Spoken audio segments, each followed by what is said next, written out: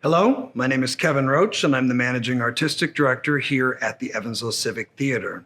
Normally, I'd be addressing all of you in our house, but now I'm addressing you through our screens as we present the streaming version of the Laramie Project, written by Moises Kaufman and the Tectonic Theater Project, with special arrangement from Dramatist Play Service, Inc., New York.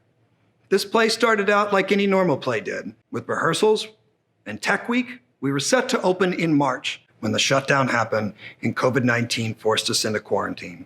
We weren't exactly sure that we were going to be able to bring this show to you, but after some thought during the quarantine, we came up with a creative way to do so. What you are about to see is a safe, socially distanced production. We took all CDC measures in mind when ensuring the actors' safety and sanitization. We brought actors in and filmed them one at a time in pairs with the same household or socially distanced. We're proud to be putting on a show that we can guarantee we took every measure to ensure our actors and our stage crew's safety.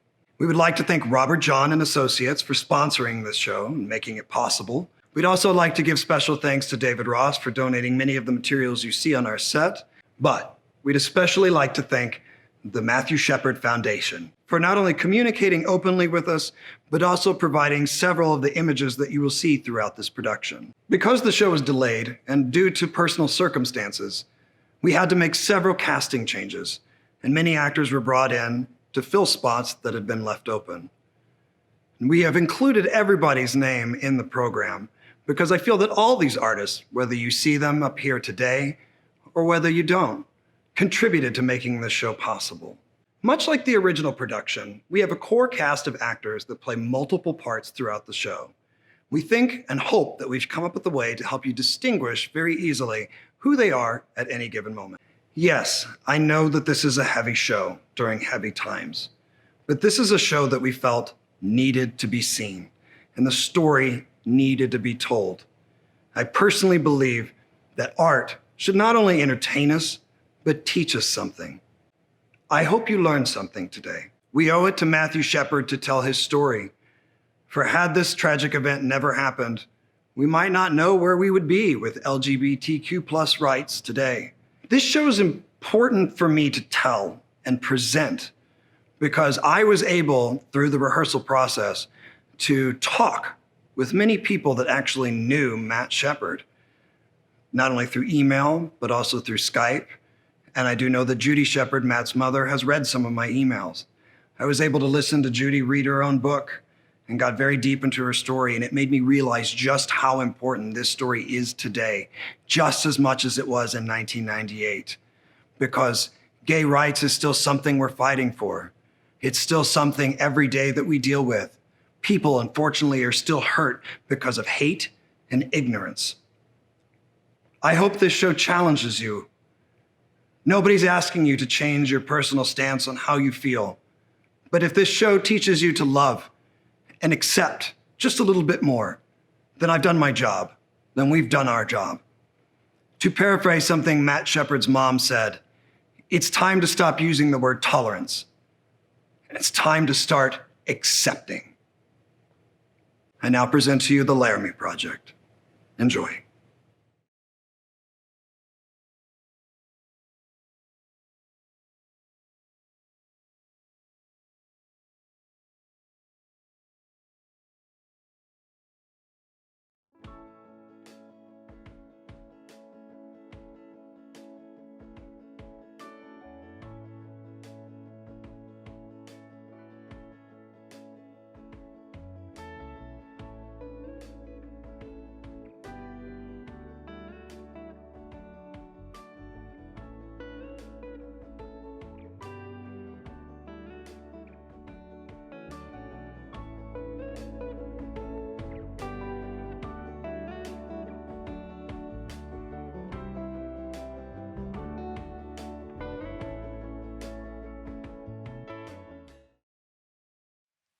My first interview was with Detective Sergeant Heen of the Laramie Police Department.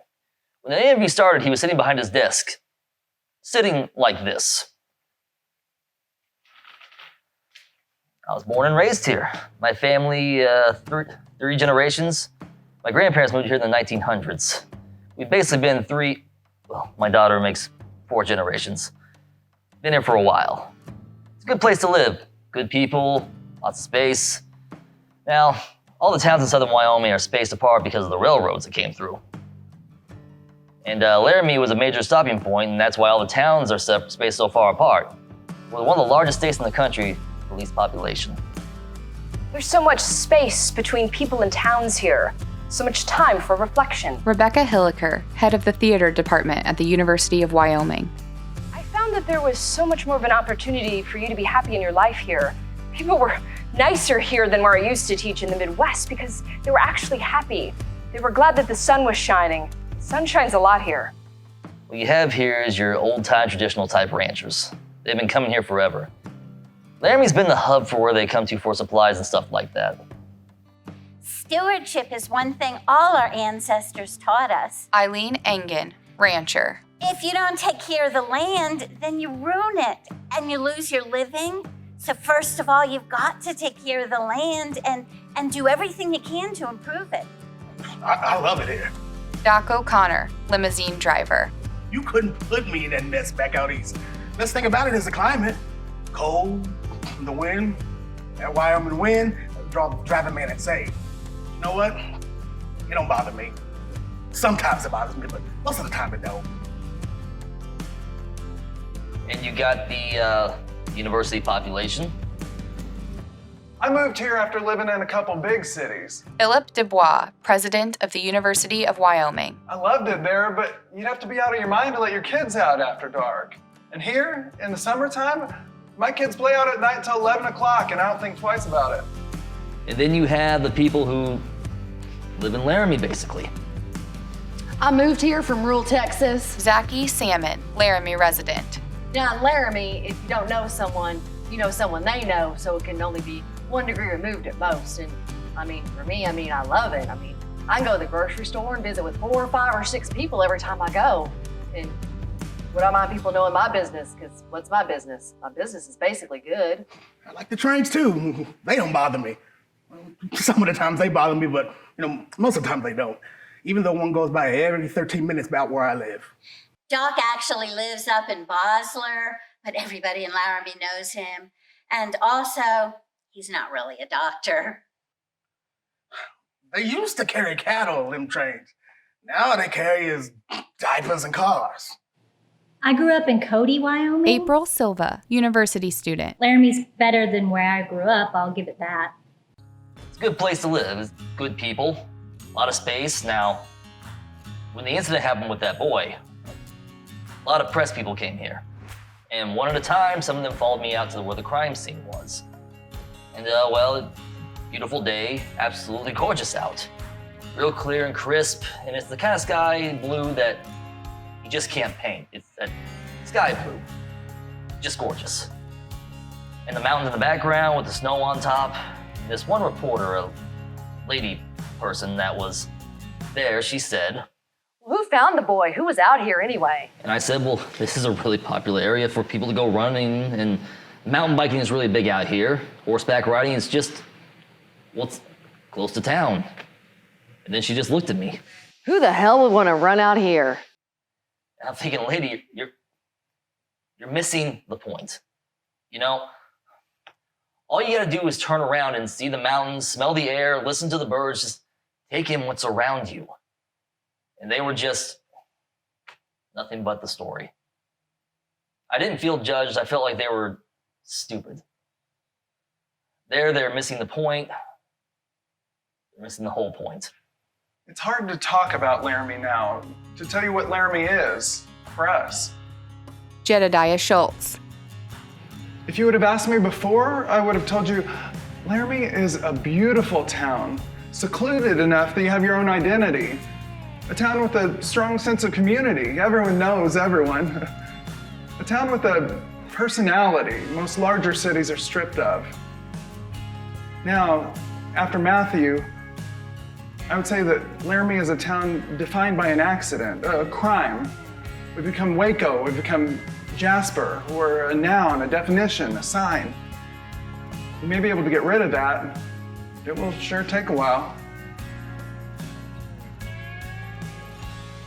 Journal entries. Member of the company, Andy Paris. Moises called saying he had an idea for his next theater project, but there was a somberness to his voice. So I asked him what it was all about, and he told me he wanted to do a piece about what's happening in Wyoming. Lee told me the company was thinking of coming out to Laramie to conduct interviews, and they wanted me to come, but I'm hesitant. Stephen Belber. I have no real interest in prying into a town's unraveling. I've never done anything like this before in my life. Amanda Gronick. How do you get people to talk to you? What do you ask? Moises Kaufman. The company has agreed that we should go to Laramie for a week and interview people. I'm a bit afraid of taking 10 people on a trip of this nature. Must make some safety rules first. No one works alone. Everyone carries cell phones. We have made preliminary contact with Rebecca Hilliker, the head of the theater department at the University of Wyoming. She is hosting a party for us our first night in Laramie and has promised to introduce us to possible interviewees.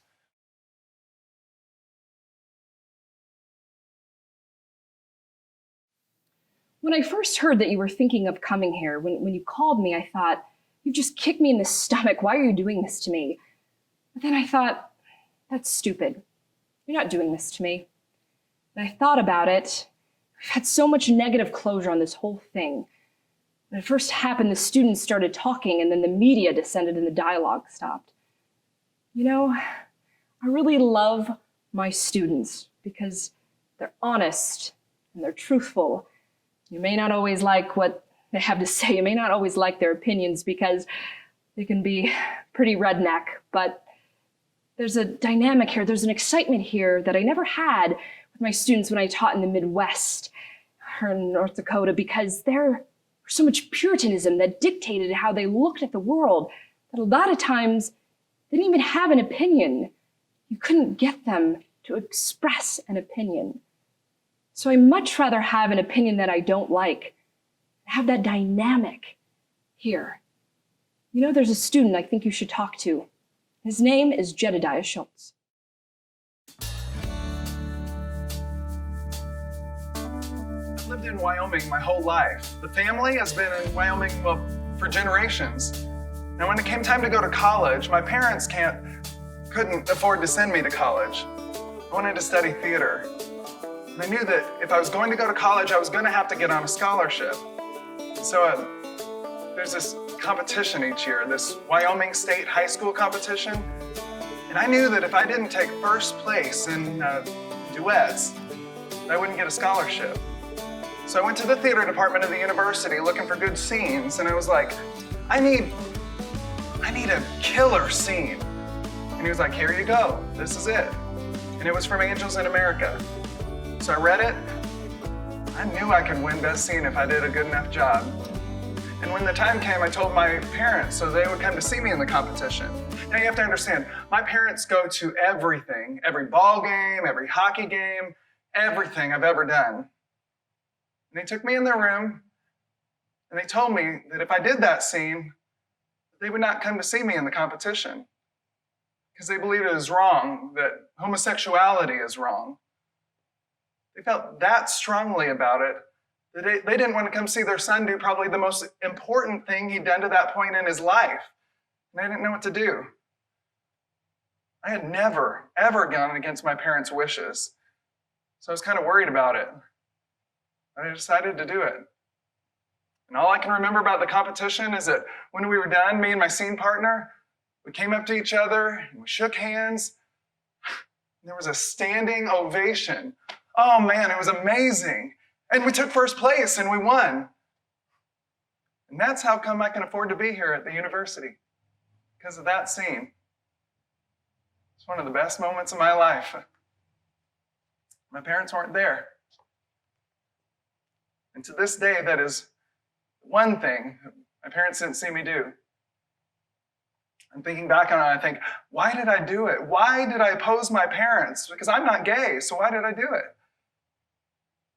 And I guess the only honest answer I can give is that I wanted to win. It was such a good scene. It was like the best scene. Do you know Mr. Kushner? Maybe you can tell him. Company member Greg Pirati. We arrived today at the Denver airport and drove to Laramie. moment we crossed the Wyoming border, I swear I saw a herd of buffalo. I also thought it was strange that the Wyoming sign said, Wyoming, like no place on earth. Wyoming, like no place on earth. Wyoming, Like no place on earth. instead of Wyoming, like no place else on earth. Company member Lee Fondakowski. I stopped at a local inn for a bite to eat, and my waitress said to me, Hi, my name is Debbie. I was born in 1954, and Debbie Reynolds was real big then, so yes, there are a lot of us around, but promise, I won't slap you if you leave your elbows on the table. Today, the company tried to explain to me to no avail what chicken fried steak was. Now, are you from Wyoming, or are you just passing through? We're just passing through. Company member Barbara Pitts. We arrived in Laramie tonight, just past the Welcome to Laramie sign, population 26,687. First thing to greet us was Walmart. Now in the dark, we could be on any main drag in America, fast food chains, gas stations. But as we drove into the downtown area by the railroad tracks, the buildings still looked like a turn-of-a-century western town. Oh, and as we passed by the University Inn, on the sign where amenities are usually touted like heated pool and cable TV, the sign said, hate is not a Laramie value.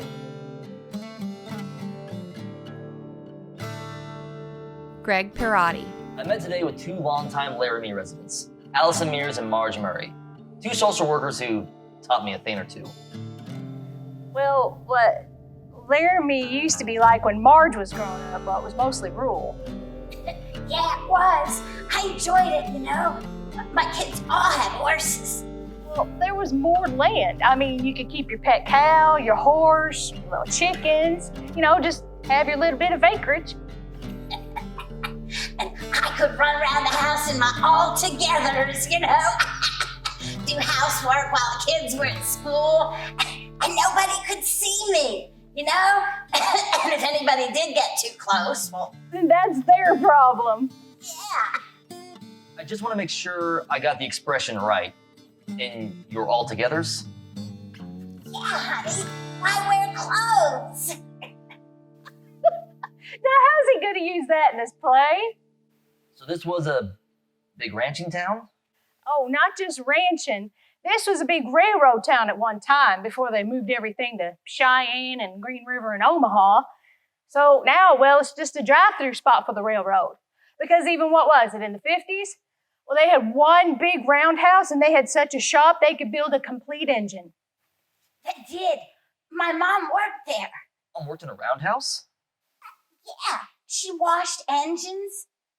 Oh, her name was Minnie. And so we used to sing that song to her, you know, that song. What song? Run for the roundhouse, Minnie. They can't corner you there. But I tell you, Wyoming is bad in terms of jobs. I mean, the university has the big high whoop-de-doo jobs, but Wyoming, unless you're a professional, well, the bulk of the people are working minimum wage jobs. Yeah, that's why I've been either in the service industry or tended bar most of my life. Now I know everybody in town. And she does. And I too. There's a difference in Laramie, and there always has been. And that difference is class distinction. It's about those who have a good education and those who don't. And the ones that have a good education, they don't understand why those who don't get educated. That's why I told you before, my kids used to have to fight because their mom was a bartender. Never mind, I was the best damn bartender in town. And she was. And I was. And that's not bragging, that's fact. But here in Laramie, if it weren't for the university, we'd just be SOL. What's SOL? Do I have to say it? Well, it's shit out of luck. Oh, Lordy, you got that on your tape. Oh, boy, you are getting an education today. Yeah, Yes, I am. So let me just ask you, what was your response when this happened with Matthew Shepard? Well, I'm close enough to the case that I know a lot of the people involved. My daughter works for the sheriff's department.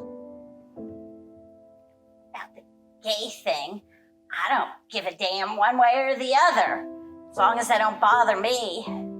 And if they did, I'd just say no thank you. And that's the attitude of most of the people around here.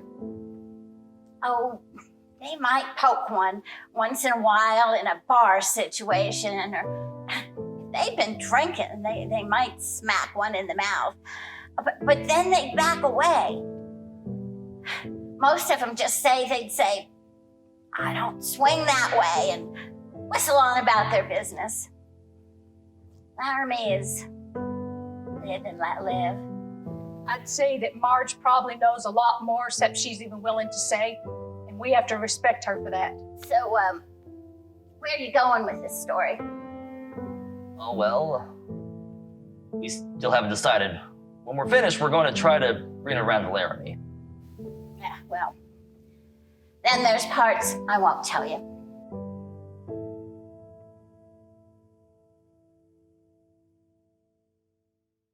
Company member Andy Paris. Today, for the first time, we actually met someone who knew Matthew Shepard. Trish Steger, owner of a shop in town, referred to him as Matt. Matt used to come into my shop. That was how I knew him. Now, this is the first time we heard him referred to as Matt instead of Matthew. Do you go by Matt to everyone? Well, on the 2nd of October, I get a phone call about 10 after 7. Doc O'Connor. It was Matthew Shepard. And he said, can you pick me up at the corner of 3rd and Grand? So anyhow, I pull up to the corner to see who? Matthew Shepard, you know. It's this little guy about 5'2", soaking wet, I bet you, 97-pound tops. They say he weighed 110, but I wouldn't believe it. They said he was 5'5" in the newspapers, but this man was really only about 5'2", maybe 5'1". So he walks up to the window, and I'm gonna try to go in steps so you can better understand the principle of this man. So he walks up to the window and I say, are you Matthew Shepard?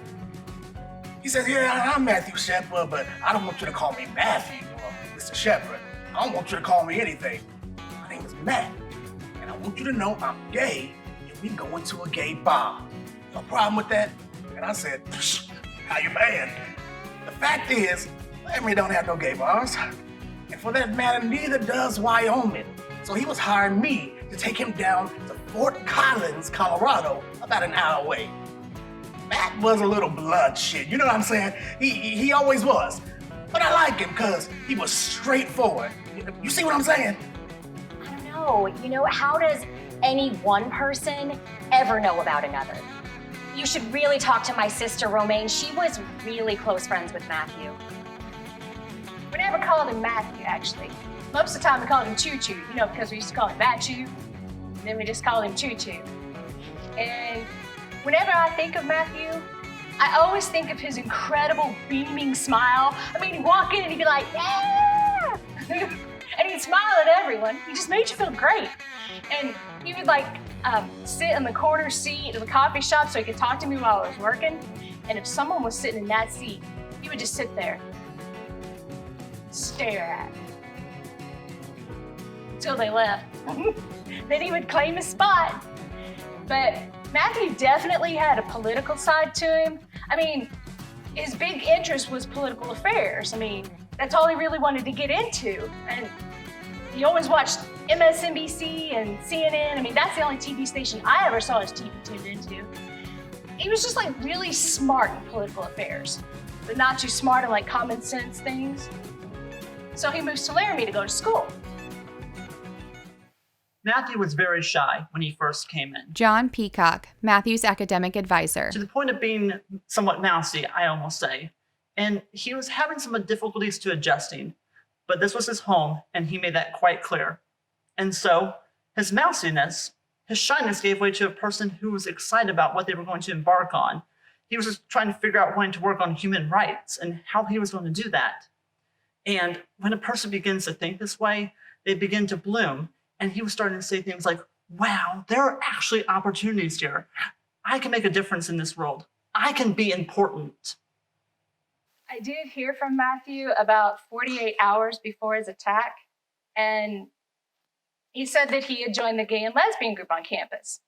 He was really enjoying it. You know, he was getting ready for Pride Week and whatnot. He was really happy about being there. And in retrospect, I can only say this in retrospect, of course, I think that's what he was heading towards, human rights, which only adds to the irony and tragedy of all this.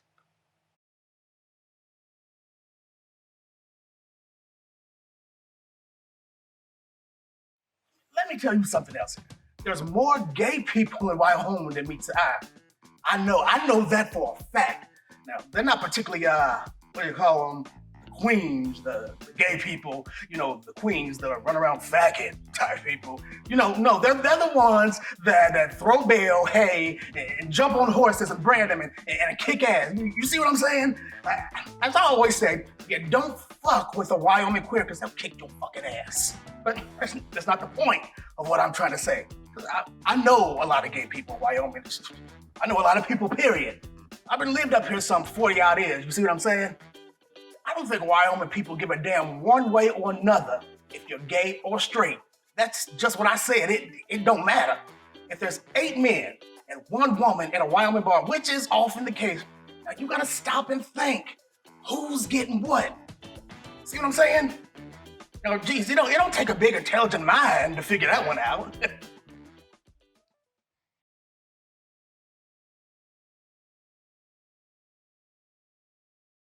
My understanding when I first came here, Catherine Connolly. that I was the first out gay or lesbian professor on campus, and that was in 1992, so that wasn't that long ago. They asked me in my interview what my husband did for a living, so I came out then. Want to hear a funny story? When you're first hired on here, there's all these things you have to do, and I was in my office, and I noticed this woman had called, and I was expecting a health insurance phone call or something like that, so I called her back. I could hear her working, typing away on her keyboard. And I said, "This is Kathy Connolly returning your phone call." And she said, "Oh, it's you." I thought, oh, that's bizarre. And she said, I hear you're gay. I hear you are." And I was like, huh? And she said, "Well, I hear you came as a couple. Well, I'm one too. Not a couple, but just a person." So she was this kind of lesbian that knew I was coming and wanted to come over and meet me immediately. She later told me there were other lesbians she knew that wouldn't be seen with me, that I would irreparably taint them, that just being seen with me would be a problem. When I first got here, I knew it was going to be hard as a gay man. Jonas Slonaker. But I kept telling myself that a person should live where they want to live. And every now and then I'd go down to Denver to the gay bars, and people would ask me where I was from, and I would say Laramie, Wyoming. And I met so many men from Wyoming, so many gay men who grew up here who were like, "Oh, that's not a place where I could live. How can you live there? I got to get out, girl. But every now and then, there'd be this one guy that would be, "Oh, Laramie, I love it there. I really miss it there. I really wish I could live there." And they get this starry-eyed look, and I'd be like, if that's where you want to live, then do it. I mean, imagine if more gay men stayed in small towns. Of course, it's easier said than done.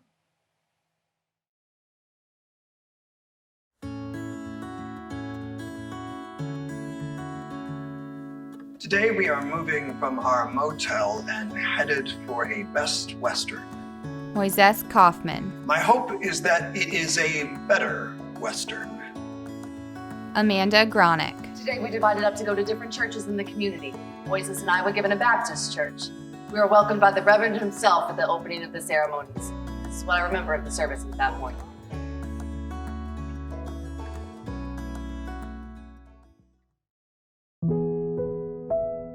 My dear brothers and sisters, I am here today to bring you the word of the Lord. Now, I have told my colleagues, and I will tell you today, the word is either sufficient or it's not.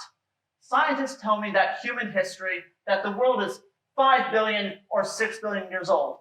After all, what's a billion years, give or take? The Bible tells me that human history is 6,000 years old. The word is either sufficient or it's not.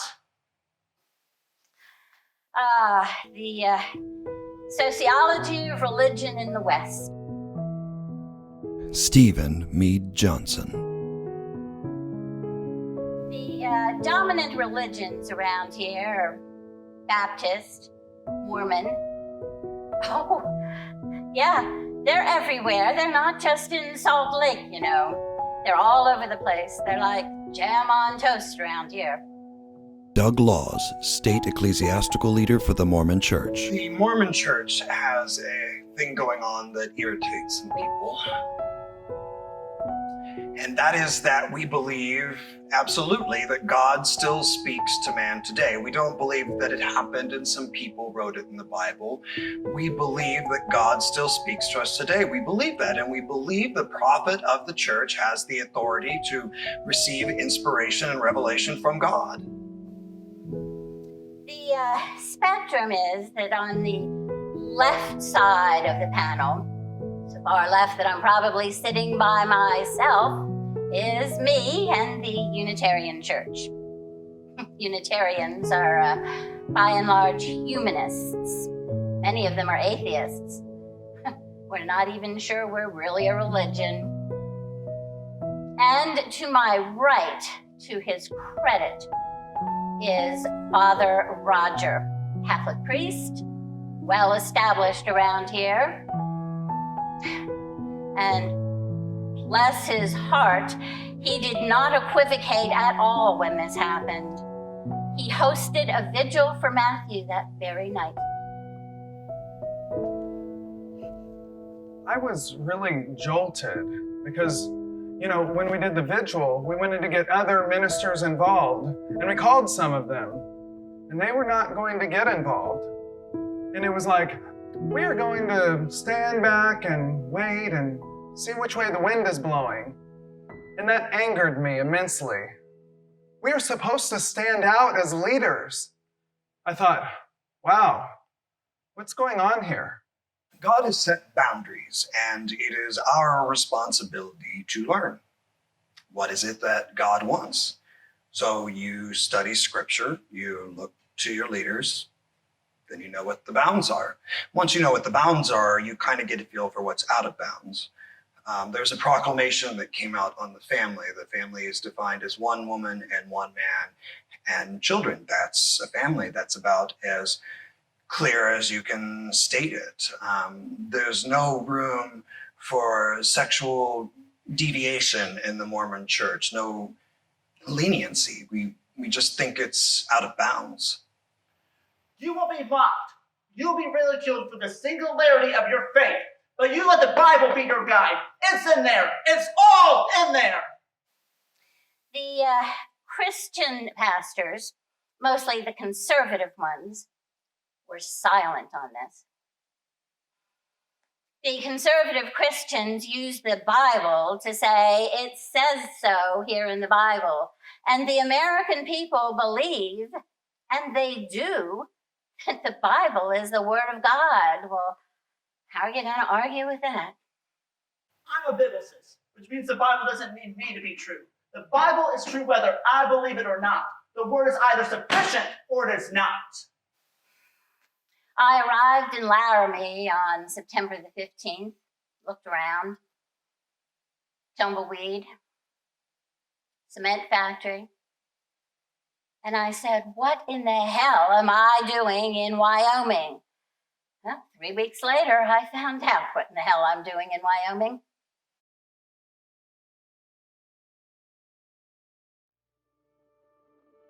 I had breakfast this morning with a university student named Zubaida Ullah. She is an Islamic feminist who likes to do things her own way. I've lived in Laramie since I was 4. Yeah. My parents are from Bangladesh. 2 years ago, because I'm Muslim, I decided to start wearing a scarf.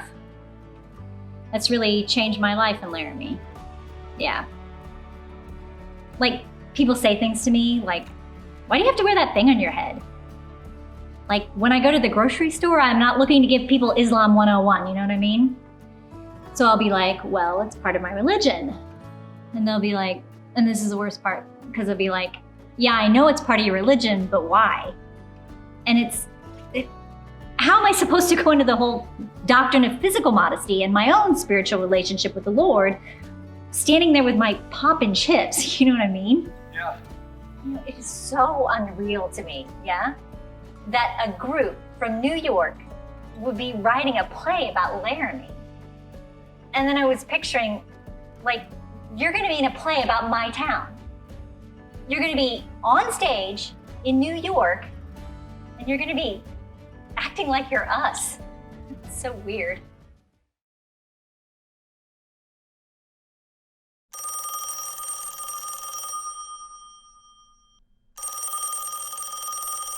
Hello? Yes, hello. My name is Amanda Bronick, and I'm here in Laramie working with the theater company. And we went to your husband, the Reverend's services on Sunday, and I was wondering if he would speak with us about his thoughts on the recent events. Well, I don't think he'll want to talk to you. He has very biblical views on homosexuality. He doesn't condone that kind of violence.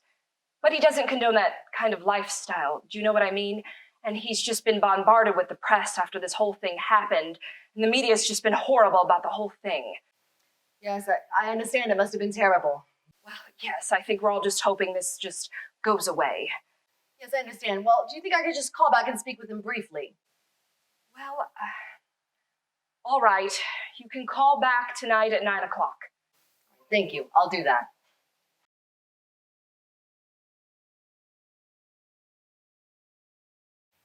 Today, Barbara and I went to the Fireside Bar, which is the last place that Matthew was seen in public. The Fireside definitely feels like a college bar with a couple of pool tables and a stage area for karaoke night. Still, the few regulars in the late afternoon were hardly the college crowd. First person we talked to was Matt Mickelson, the owner. My great-great-grandfather moved here in 1862. He owned Laramie's first opera house. It was called the Old Blue Front. And in 1870, Louisa Grandma Swain cast the first women's ballot in any free election in the world. That's why Wyoming is the equality state. So what I want to do is to reestablish my bar business as Old Blue Front Opera House and Good Time Emporium. You know, I want to have a restaurant. I want to have a gift shop. I want to have a pool hall and do all this shit, you know? Every night is ladies' night, so the Fireside is the first step towards the Old Blue Front Opera House and Good Time Emporium. Well, what about the night that Matthew Shepard was here? We had karaoke that night, 20 or 30 people here. Matthew Shepard came in, sitting, well, right where you're sitting. Just hanging out. I mean, if you want to talk to somebody, you should talk to Matt Galloway. He was the kid that was bartending that night. You'd have to meet him. His character stands for itself. Hey, is Matt Galloway bartending tonight? Okay, I'm gonna make this brief, quick, get it over with, but it will be everything factual, just the facts. Okay, here we go. 10 o'clock, usual time. Tuesday nights, 10:30. Matthew Shepard shows up alone, sits down, orders a Heineken. Phil Labrie, friend of Matthew Shepard. Matt liked to drink Heineken and nothing else. Heineken, even though you have to pay $9.50 for a six-pack. He'd always buy the same beer. So what can I tell you about Matt? He had 100 customers like him. He'd be the most perfect bar I'd ever been, okay? And nothing to do with sexual orientation. It's absolute mannerisms, manners, politeness, intelligence, taking care of needs and tips, everything. Conversation, dress nice, clean cut, sit down, please, thank you, offers intellect, you know, within their vocabulary. So he kicks it here, and he didn't seem to have any worries or like he was looking for anyone, just enjoying his drink and the company around him. Now, approximately 11:45, Russell Henderson and Aaron McKinney entered the bar. Now, I did not know their names then, but they're the perps. They're the accused, the perps, the accused. They walk in, and they're very stone-faced, you know, dirty, grungy, rude. gimme, that kind of thing. And they walk up to the bar, and as you know, they paid for a pitcher in dimes and quarters, which is something, I mean, you don't forget. You don't forget that. $5.50 in dimes and quarters is a freaking nightmare. And now, Henderson and McKinney, they didn't seem intoxicated at all. They came in, they just ordered their beer, and they took their pitcher with them back into the pool room, and they just kept to themselves. Next thing I knew, probably about a half an hour later, they were kind of walking around, no beer. And I remember thinking to myself, I'm not gonna ask them if they want another one, because obviously they just paid for a pitcher in dimes and quarters. And I have a real good feeling that they don't have any more money. Romaine Patterson. Money meant nothing to Matthew because he came from a lot of it. And he would hand over his wallet in 2 seconds because money meant nothing. His shoes might have meant something. They can say it was robbery. I don't buy it for even an iota of a second. Then a few moments later, I look over and Aaron and Russ have been talking to Matthew Shepard. Aaron said that a guy walked up to him and said that he was gay and wanted to get with Aaron and Russ. Kristen Price, girlfriend of Aaron McKinney. And that he got aggravated with it and told him he was straight and didn't want anything to do with him and walked off. He said that was when he and Russell went to the bathroom and decided to pretend they were gay and get him in the truck and rob him. Okay, no. They stated that Matt approached them, that he came onto them. I absolutely, positively dispute and refute that statement. 100%, I refute it. And I'm gonna give you 2 reasons why. 1, character reference. Why would he approach them? Why them? Why wasn't he approaching anybody else in the bar? They say he's gay. He's a flaming gay. He's gonna come on to people like that. Bullshit, he never came on to me. Hello? You know, he came on to them? I don't believe it. So 2, territorialism is the word I would use for this. And that's the fact that Matt was sitting there and Russell and Aaron were in the pool area. And upon their first interaction, they were in Matt's area, in the area that Matt had been seen all night. So who approached who by that? But Matthew was the kind of person, he would never not talk to somebody for any reason. If somebody started talking to him, he'd just be like, oh, blah, blah, blah, blah, blah. You know, he just never had a problem striking up a conversation with anybody. Matt did feel lonely a lot of times. Me knowing Matt and knowing how gullible Matt can be, would have walked right into it. The fact that he was at the bar alone, without any friends, made him that much more vulnerable. So the only thing is, and this is why I'm testifying, because you know, I'm basically also the key eyewitness in this case. Basically what I'm testifying is that I saw Matthew leave. I saw 2 individuals leave with Matthew. Now, I didn't see their faces, but I saw the back of their heads. And at the same time, McKinney and Henderson were no longer around. You do the math. Actually, I think the DJ was the last one he talked to him. On his way out that night, he gave him a cigarette or something. His name is Shadow. I was the last person to talk to Matthew before he left the fireside. I was just bullshitting around with my shit. He stopped me. I stopped him, actually. He's like, hey, Shadow, da-da-da. And I'm like, hey, man, you getting ready to leave? He's like, yeah, man. And you've seen it. There were them 2 guys. They were standing outside. And Matt and I talked for a good 10 minutes. They kept looking back at him, and he kept looking back at them. And you've seen it. They were getting anxious and worried and shit to leave. And when they took off, I'd seen it. It was a small black truck. The 3 of them sat in the front seat, and Matt was in the middle. But I didn't think nothing of it. I didn't think them guys would be like that.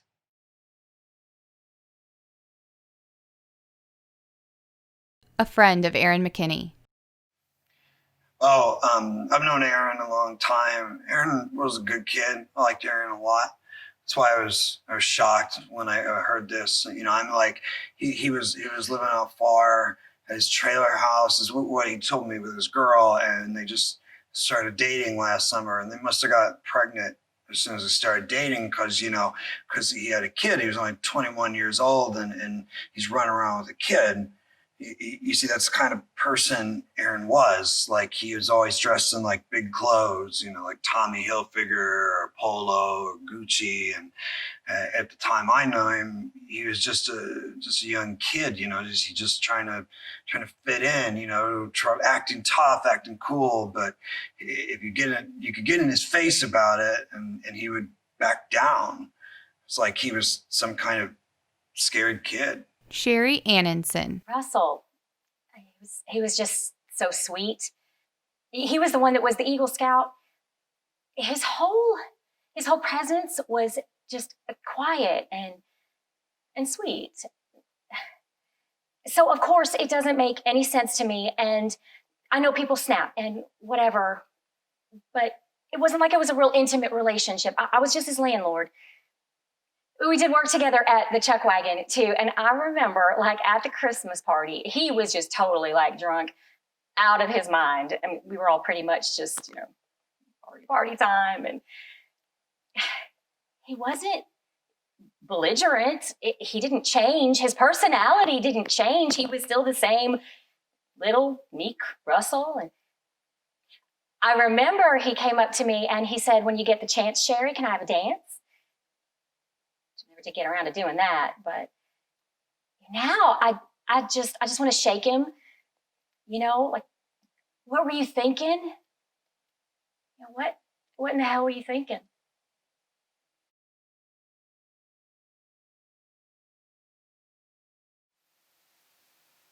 The fence. I've been out here 4 times, brought visitors out here. It's become a pilgrimage site. It's clearly a very powerful personal experience. It's so stark and empty, and you can't help but think about Matthew out here for 18 hours in near freezing temperatures. And the view is so isolated. And God, my God, why have you forsaken me? Comes to mind. Company member Greg Perotti. Bill Labrie, friend of Matthew's took us to the fence this morning. I broke down the minute I touched it. I feel such a strong kinship with this young man. On the way back, I made sure no one saw me crying. Lee Fondakowski. Greg was crying on the way back. I couldn't bring myself to tears, but I felt the same way. I have an interview this afternoon with Aaron Kreifels. He's the boy who found Matthew out there at the fence. I don't think I could do it right now. I'll see if someone else can do it.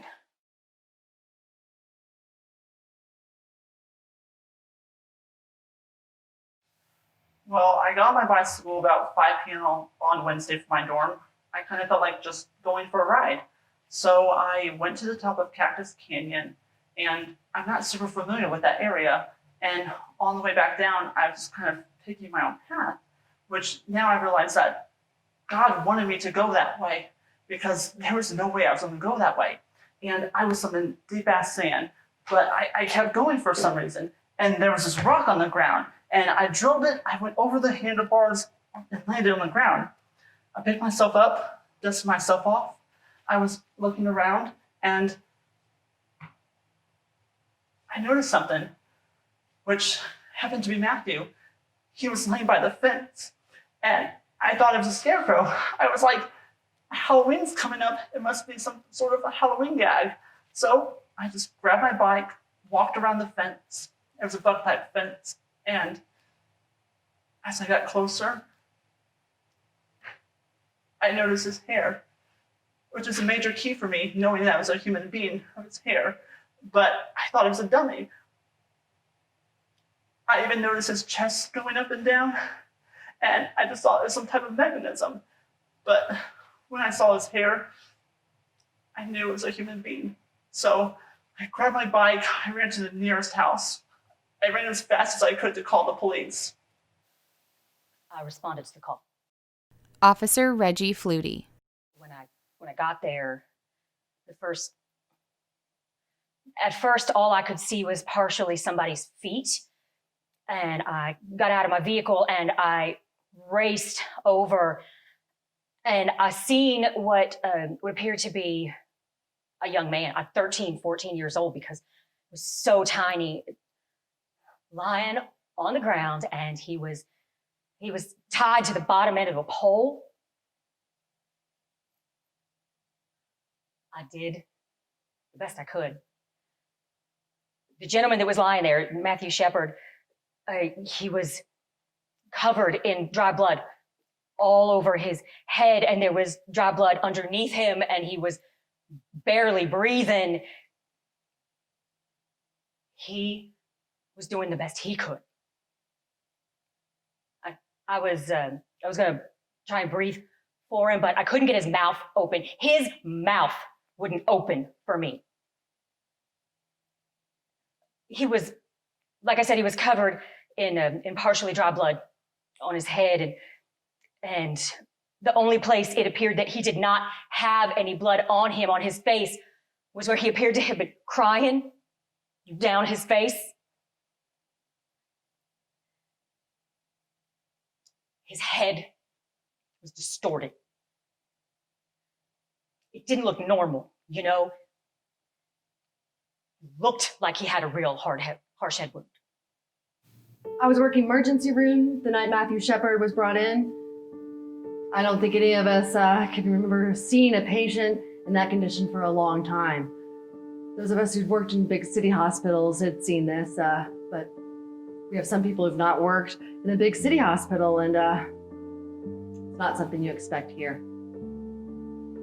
You expect it. You expect this kind of injuries to come from a car going down a hill at 80 miles an hour. You expect to see gross injuries from something like that. This horrendous, terrible thing. But you don't expect to see that from someone doing this to another person. The ambulance report said it was a beating, so we knew. There was nothing I could do. I mean, if there was something I could have done to help him, I would have. But there was nothing. I was just yelling at the top of my lungs like, hey, wake up! Hello! But he didn't move. He didn't flinch. He didn't anything. He was tied to the fence. His hands were thumbs out in what we call a cuffing position, the way we handcuff people. And he was bound with a real thin white rope, and it went around the bottom of the pole, about 4 inches up from the ground. Shoes were missing. He was bound extremely tightly, and so I used my boot knife and I tried to slip it in between the rope and his wrist, and I had to be extremely careful not to harm Matthew any further. Your first thought is, well, certainly you'd like to think it was somebody from out of town that comes through and beats somebody. I mean, things like this happen, you know, shit happens. It happens in Laramie. If there's been somebody who's been beaten repeatedly, certainly this is something that offends us. I think that's a good word for it. It offends us. He was tied so tight. I was finally able to get my knife in it. I'm sorry. We tried to roll him over onto his left side, and when we did that, he quit breathing. And so immediately I put him back onto his back, and that was just enough of an adjustment. It gave me enough room to cut him free there, and I saw the EMS unit trying to get to the location. And when the ambulance got there, we put a neck collar on him, and we placed him on a backboard and scooted him out from under the fence. And Rob drove the ambulance to Evansville Hospital's emergency room. Now, the strange thing is that 20 minutes before Matthew came in, Aaron McKinney was brought in by his girlfriend. Now, I guess he got into a fight earlier or later on in the night back in town, and so I was working on Aaron, and the ambulance comes in with Matthew. Now at this point, I don't know that there's a connection, so I tell her to wait, and I go treat Matthew. So there's Aaron in one room of the ER, and Matthew in another room, 2 doors down. Now, as soon as we saw Matthew, it was very obvious his case was beyond our capabilities. Called the neurosurgeon at Poudre Valley.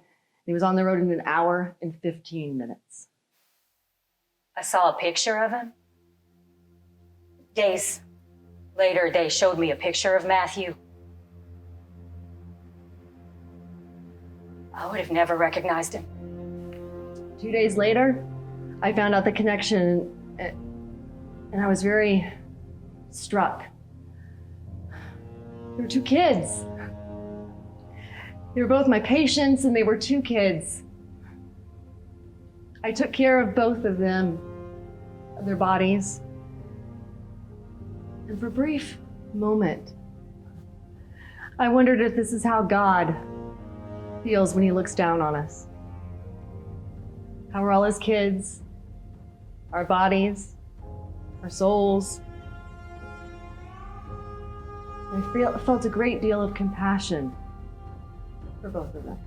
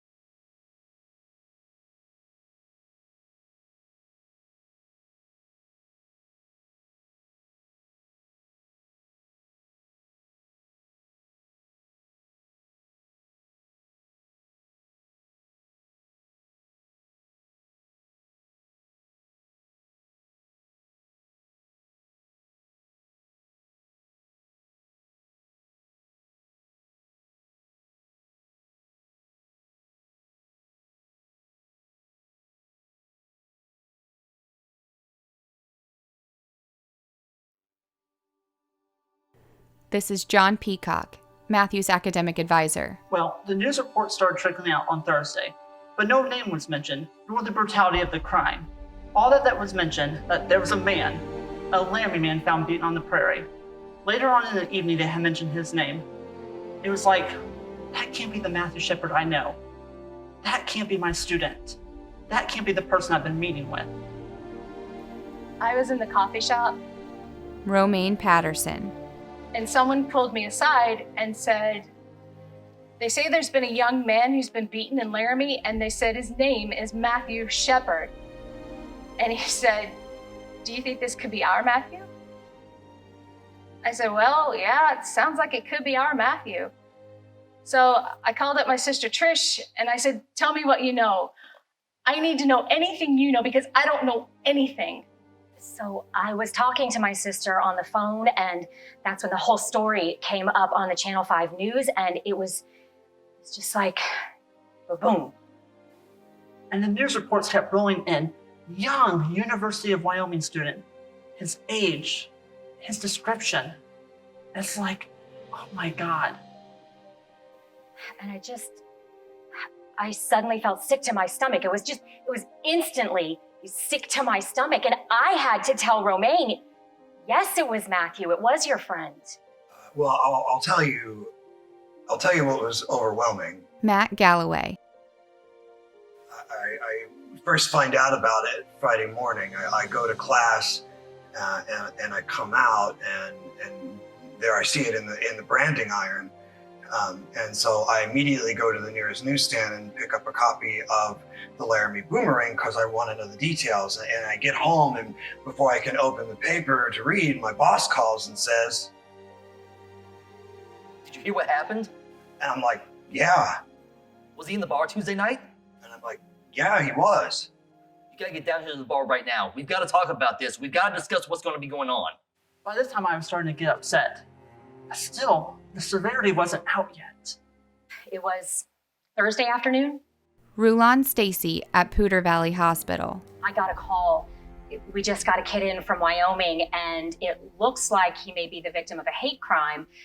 And there are 2 or 3 newspaper reporters here asking questions. So we agreed that we needed one person to act as spokesperson, and as CEO, I'll do that. And we'll try to gather all the information that we can. And then I watched the 10 o'clock news that night where they started speaking about the nature and the seriousness of it. So I'm on the phone with Mickelson, and he's like, We need to go to the arraignment so we can identify these guys and make sure they were in the bar that night. so we go to the arraignment.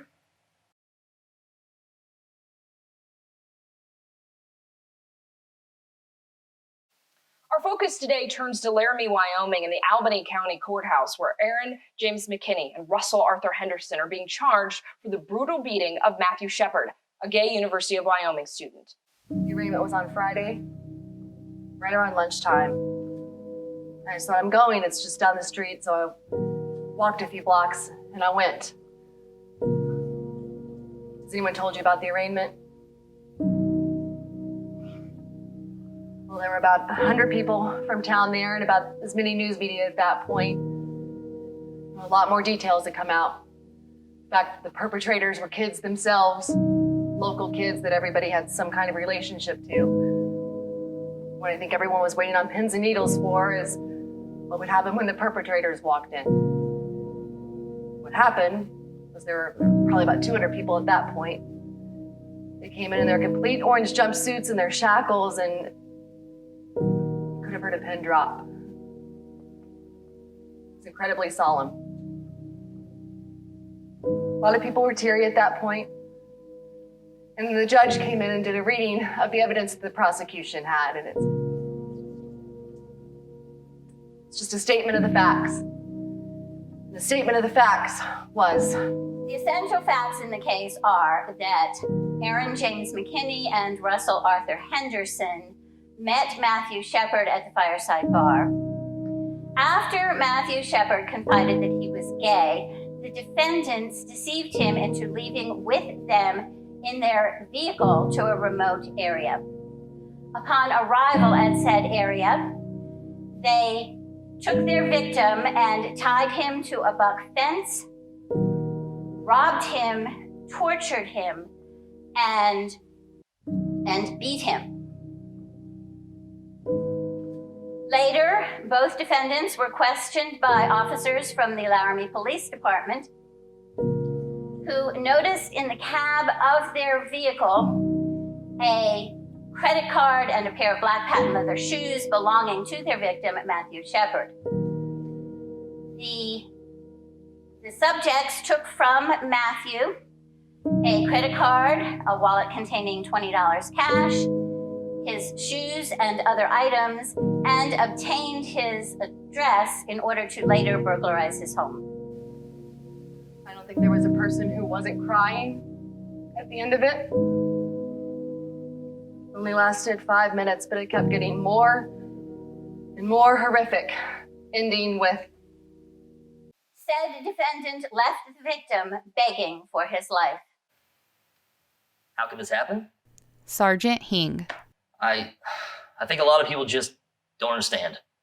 Even I don't really understand how someone can do something like that. We have the most vocal population of gay people in this state, and it's pretty much live and let live. Laramie resident Jeffrey Lockwood. My secret hope was that they were from somewhere else, that then, of course, you can create that distance. We don't grow children like that here. It's pretty clear we do grow children like that here. So that was the arraignment, and my response was pretty catatonic. Not eating, not sleeping, don't leave me alone right now. More and more details came out about the sheer brutality, motivations of what happened. And quite frankly, the media descended and there was no time to reflect on it anymore.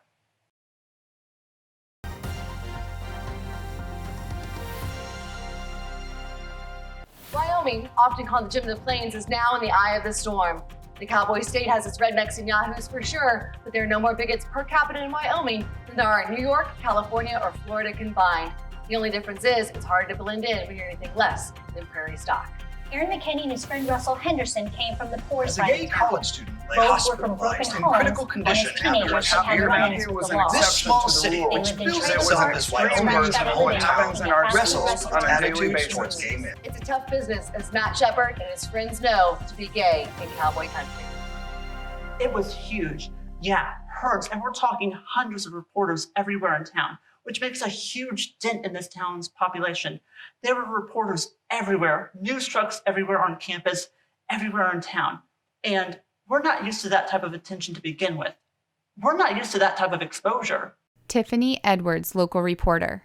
These people are like predators. Like this one journalist caught a judge in the bathroom and at the urinal, he starts asking him questions. And the judge was like, excuse me, can I please have some privacy? And the journalist was like actually offended that the judge asked for privacy. I mean, this is not how journalism started, like the Gutenberg press, Tell you what, when hard copy come and take me, I tape them at the exact same time. I have every word I ever said on tape. So if they ever do anything funny, they better watch their fucking ass. Wyoming Governor Jim Geringer, first-term Republican up for re-election. I am outraged and sickened by the heinous crime committed on Matthew Shepard.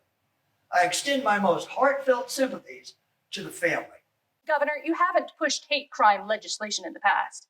I would like to urge the people of Wyoming against overreacting in a way that gives one group special rights over others. We will wait and see if this vicious beating and torture of Matthew Shepard was motivated by hate. You got the beginning of this news story, and they got the graphics in the background, and it says, "Murder in Wyoming," with Wyoming dripping red, like it's blood or something. And it's like, what is this sensationalism? And we're here going, wait a minute, we had these guys in jail in less than a day. I think that's pretty damn good. For us to be more or less maligned, Eileen and Gil Engen. it's like we're not a good community. And we are. The majority of the people are good people. You get bad apples every now and then, and I think the gay community took advantage of this, said this is a good time to exploit this. Bill McKinney, father of one of the accused. Had this been a heterosexual these two boys decided to take out and rob, there never would have made national news. My son's now guilty before he's even had a trial. Look, I think that the media actually held people accountable because they actually made people think. Like, everybody was sitting in their homes, watching TV, listening to CNN, watching Dan Rather, and they were like, Jesus Christ, well, that's not how it is here. Well, how is it here? Matthew Shepard, medical update, 3 p.m., Saturday, October 10th. By this point, I looked out there, and where there had been 2 or 3 newspaper reporters, now there must have been 10 or 15 still photographers and another 20 or 30 reporters and 10 news cameras. The parents had just arrived. I had barely introduced myself to them, and I looked out there and I thought, oh my gosh, what am I going to do?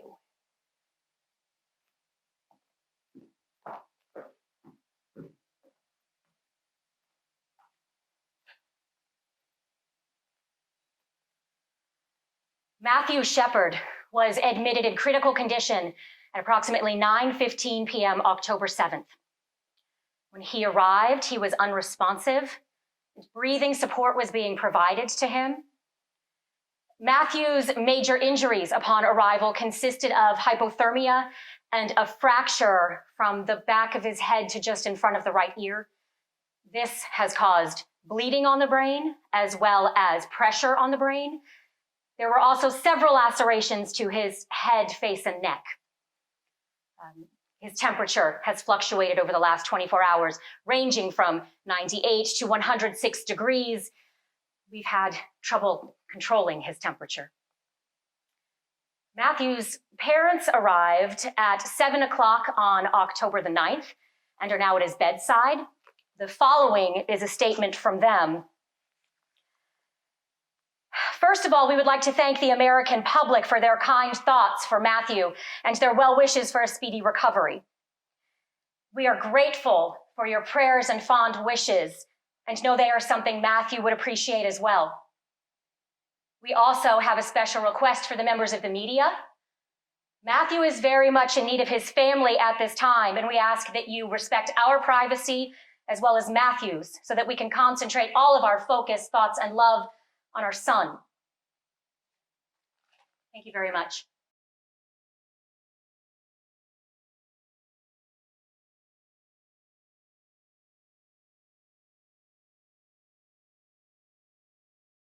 Aaron McKinney and Russell Henderson both pled not guilty to their charges. Their girlfriends, Chastity Pasley and Kristen Price, also pled not guilty when charges were brought as accessories after the fact. On our next visit, we met with the Chief Investigative Officer on the case, Detective Rob Debris of the Albany County Sheriff's Department. When I went down to Poudre Valley where Matthew was, and the thing that bothered me the most is seeing him, touching him. As a homicide detective, you look at bodies. This poor boy is sitting here fighting all his life trying to make it. I wanted it so by the book, you know? Aaron Kreifels. I keep seeing that picture in my head of when I found him. And it's not pleasant whatsoever. I don't want to be there. I want to get it out. That's the biggest part for me, is seeing that picture in my head. And it's kind of unbelievable to me, you know, because I happen to be the person to find him. Because, like, if my religion is, why did God want me to find him? I know how to take care of myself, and I was irrationally terrified. Catherine Connolly. What that means is not letting my 12-year-old son walk the streets. Seeing a truck do a U-turn and thinking it's coming after me, having to stop because I'm shaking so badly, and in fact, the truck was not coming after me, but my reaction was to have my heart in my mouth. Ultimately, no matter how you dice it, I did have an opportunity. Matt Galloway. If I had amazing hindsight, 2020, to have stopped what occurred, And I keep thinking, I should have noticed. These guys shouldn't have been talking to this guy. I shouldn't have put my head down when I was washing dishes for those 20 seconds. The things I could have done. What the hell was I thinking? So you do a lot of studying. You spend hours and hours and hours. You study and study and study. Talking to the officers, making sure they understand. You talk to your witnesses again, and then always coming back to, I get this flash of seeing Matthew. I wanted it so tight that there was no way they were going to get out of this. One of the things that happened when I got to the fence, Reggie Flutie. there was just such an overwhelming amount of blood, and we tried to wear protective gloves. I had a real cheap sheriff at the time, and he bought us shit gloves, and you put them on and you put them on, and they kept breaking, and so eventually I ran out of gloves, and you think to yourself, don't hesitate. That's what your mind tells you all the time, don't hesitate. And so you keep moving and you keep trying to help Matthew and find an airway, and that's what you do, The thing I wasn't telling you before is that Reggie is my daughter. Marge Murray. When she first told me that she wanted to be a police officer, well, I thought there couldn't be a better choice for her.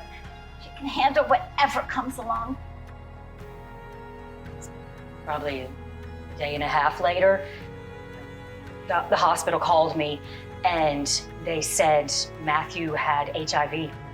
And the doctor said, you've been exposed and you've had a bad exposure, because you see, I'd been building a lean-to for my llamas, and my hands had all of these open cuts on them. And so, I was kind of screwed. You just think, oh shoot. We're gonna talk about losing sleep. So I asked the doctor, I said, so what do I do? And they said, get up here. So I got up there and we started the ATZ drugs immediately. They tell me that's a medication that if it's administered 36 hours after the first exposure, that it can maybe keep you from getting sick. It's a mean, nasty medicine. Mean. I've lost 10 pounds and a lot of my hair. Yeah. Quite frankly, I wanted to lash out at somebody. Not Matthew, please understand. Nobody was mad at Matthew, but wanted to maybe squeeze McKinney's head off, or Henderson. And two absolutely human beings could cause so much grief for so many people. It was terrible for the whole family. Mostly for her and her kids. I think it really brought home to my girls what their mom does for a living. Well, Reggie, you know what I'm gonna say now. And my parents told me, they both said the same damn thing. You're quitting this damn job. And it's just a parent thing, because they're terribly proud of you, whether you're handling a drunk or handling a case like this, you do a good job. They just don't want you getting hurt. Well, like I said, there's a right way and there's a wrong way. And there's Reggie's way. Finally, I said, oh, for God's sake, lighten up, Francis. You are so stubborn. They say I'm stubborn, and I don't believe them. I just figure, okay, well, I've heard your opinion. Now here's mine. I'm 39 years old. What are they gonna do, spank me? Don't give me any ideas, Reggie. I look awful funny. What are they gonna say? I just hope she doesn't go before me. I couldn't handle that.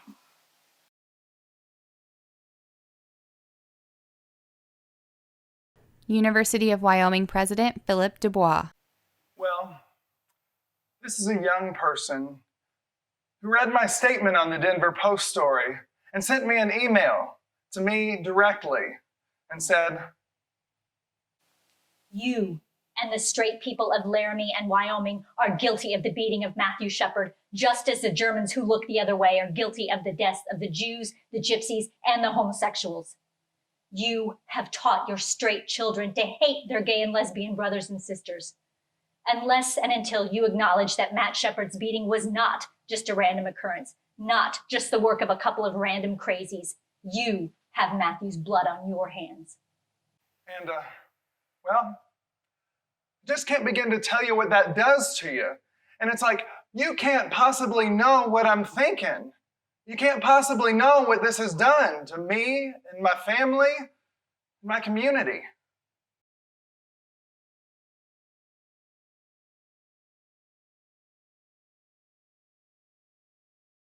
In the first week alone, vigils for Matthew Shepard were held in Laramie, Denver, Fort Collins, and Colorado Springs. Soon after in Detroit, Chicago, San Francisco, Washington, D.C., Atlanta, Nashville, Minneapolis, Portland, Maine, among others. In Los Angeles, 5,000 people gathered, and in New York City, the political rally ended in civil disobedience and hundreds of arrests. The Poudre Valley website saw close to 1 million visitors from across the country and around the world, all expressing hope for Matthew's recovery. Matthew Shepard medical update at 9 a.m., Sunday, October 11th. As of 9 o'clock this morning, Matthew Shepard remains in critical condition. The family continues to emphasize the need for the media to respect their privacy. I also want to thank the American public for their kind thoughts and concern for Matthew.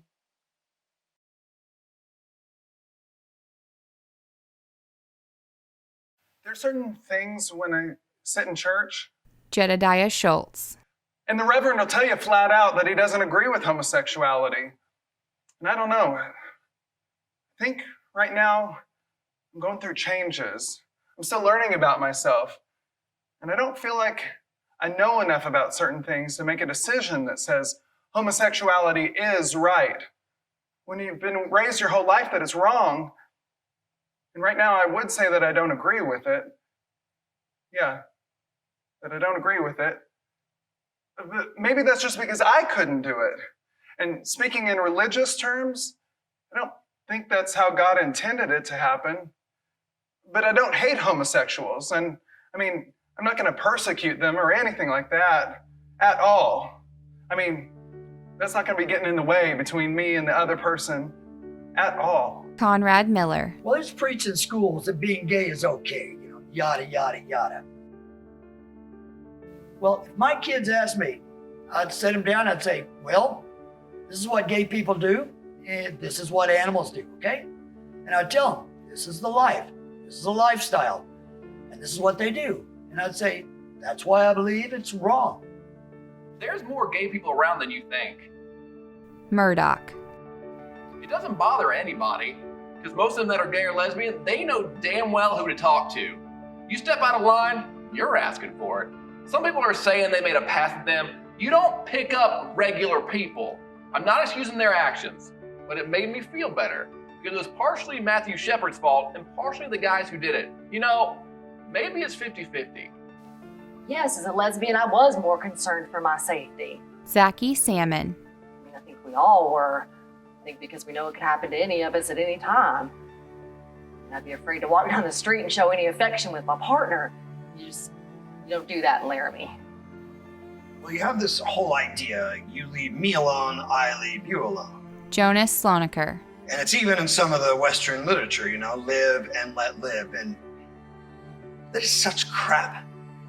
I mean, I tell it to my friends, even sometimes my gay friends bring it up, and that is such crap, because what it boils down to, basically, is if I don't tell you I'm a fag, you won't beat the crap out of me.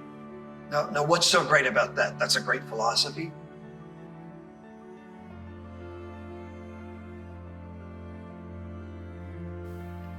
We went to the candle vigil.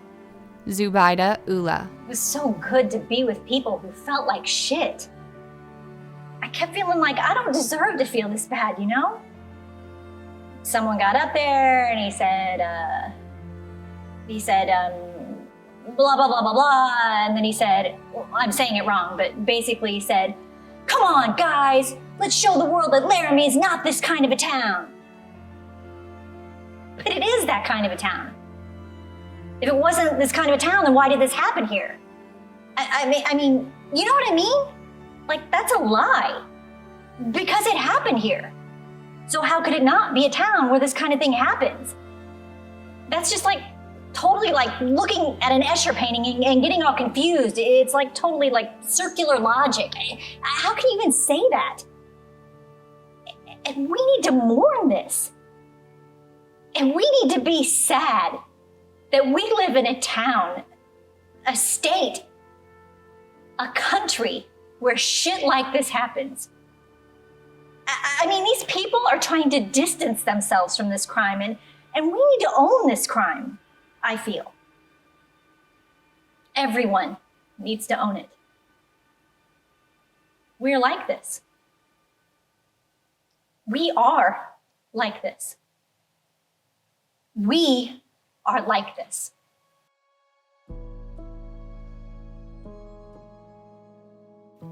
I was at the Fireside Bar one afternoon and I ran into two friends of Aaron McKinney, Shannon and Jen. Y'all know Aaron well, right? Yeah, we both did. When I first found out, I thought it was real awful. I didn't know whether Aaron was all fucked up or coming down or what, but shit, Matthew had money. He had better clothes than I did. Matthew was a little rich bitch. Oh, you shouldn't call him a rich bitch, though. That's not right. Well, I didn't think he was like a bad guy or anything, but I just thought he was in the wrong place at the wrong time and said the wrong things. Hell, I won't lie to you. There was times when I was all messed up on meth or whatever, and I thought about going out there and robbing. I never did, but I mean, it was there. Yeah, it was easy money. Well, I mean, Aaron's done this kind of thing before. I mean, remember that time he went down to Cheyenne and they came back with almost $300? I don't know if they ever picked like gay people as their targets before, you know, but anybody they looked like they had money and they could overpower, that was fair game. Do you think there was any homophobia at all involved in this that contributed to some of it? Probably. I mean, he wouldn't have liked it that Matthew was gay, but you know, most of the gay people I saw him interact with, he was all right with it as long as, you know, it didn't bother him or anything. Well, you're not doing it in front of him. Do you get the impression he knew other gay people? Yeah, he knew other people that were gay. I mean, he worked up there at the KFC and there was some people up there that... Yeah, I mean, hell, I don't know. I mean, I'm not saying it's bad or anything, because half the people I know here in Laramie are gay. What would you guys say to Aaron if you saw him right now? First, I'd ask him if he'd do any more twink. Man, I'd be like, man, why'd you fuck up like that? I just want to like make sure he's doing all right in there, you know? I mean, sure he is though, right? I guess I just want to hang out with him. Yeah, smoke a bowl with him. Yeah, I bet he wants one real bad.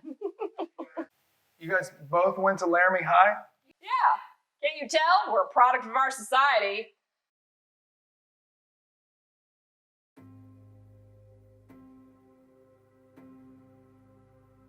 On a day typically given over to nothing more profound than collegiate exuberance and the fortunes of the University of Wyoming football team, this community on the High Plains had a different kind of homecoming Saturday, as many searched their souls in the wake of a vicious, apparent anti-gay hate crime. University President Philip Dubois. This was homecoming weekend. There were a lot of people in town, and then there was a homecoming parade that was scheduled. And then the students organized a tag onto the back of it. You know, behind the banner supporting Matt, and everybody wearing the armbands that the students had created. I live in the center of town. Harry Woods. And my apartment has two windows on opposite sides of the street. One goes north and one goes south, which is exactly the route of the homecoming parade. Now, on the day of the parade, I had a cast on my leg from a fall. So I was disappointed because I wanted to walk with the people marching for Matthew Shepard. But instead I had to watch from my window. It was just, I'm 52 years old and I'm gay. I have lived here for many years and I've seen a lot. And I was moved when I saw the tag at the end of the parade, about 100 people walking behind a banner for Matthew Shepard. So when the parade went down to the end of the block to make a U-turn, I went to the other side of my apartment to watch it come down the other side of the street. I was right up in front there where they were holding the banner for Matthew, and let me tell you, I have never had goosebumps so long in my life. It was incredible. It was a mass of people, families, mothers, holding their 6-year-old kids, tying these armbands around these 6-year-old kids and trying to explain to them why they should wear an armband. And it's just amazing. I mean, it was absolutely one of the most beautiful things that I've ever done in my life. Well, about 10 minutes had passed, and sure enough, the parade was coming down the other side of the street. And I saw the most incredible thing. The tag at the end of the parade had grown 5 times. There were 500 people walking for Matthew Shepard. 500 people! Can you imagine? The tag at the end of the parade was larger than the entire parade itself. And people kept joining in. Tears were streaming down my face. And I thought, thank God I got to see this in my lifetime. And my second thought was, thank you, Matthew.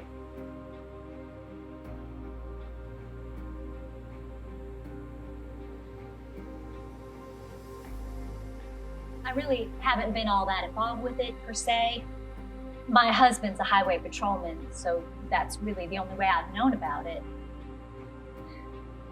Now, when I first found out, I just thought it was horrible. I can't. Nobody deserves that. I don't care who you are. But the other thing that was not brought out, at the same time that happened, that patrolman was killed. And there was nothing. Nothing. They didn't say anything about the old man that killed him. He was driving down the road, and he shouldn't have been driving, and he killed him. And it was just a little piece of paper. And we lost one of our guys. You know, my husband worked with him. This man was brand new on the force, but I mean, here's one of ours, and it was just a little piece of paper. And a lot of it is my feeling that the media is portraying Matthew Shepard as a saint, making him as a martyr. I don't think he was. I don't think he was that pure. I didn't know him, but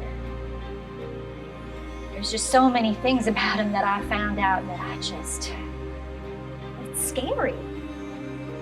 You know, about his character and spreading AIDS and a few other things. You know, being the kind of person he was just a barfly, you know, and I think he pushed himself around. I think he flaunted it. And everybody's got problems. But why they exemplified him, I don't know. What's the difference if you're gay? A hate crime is a hate crime. If you murder somebody, you hate him. It's got nothing to do with if you're gay or a prostitute or whatever. I don't understand. I don't understand.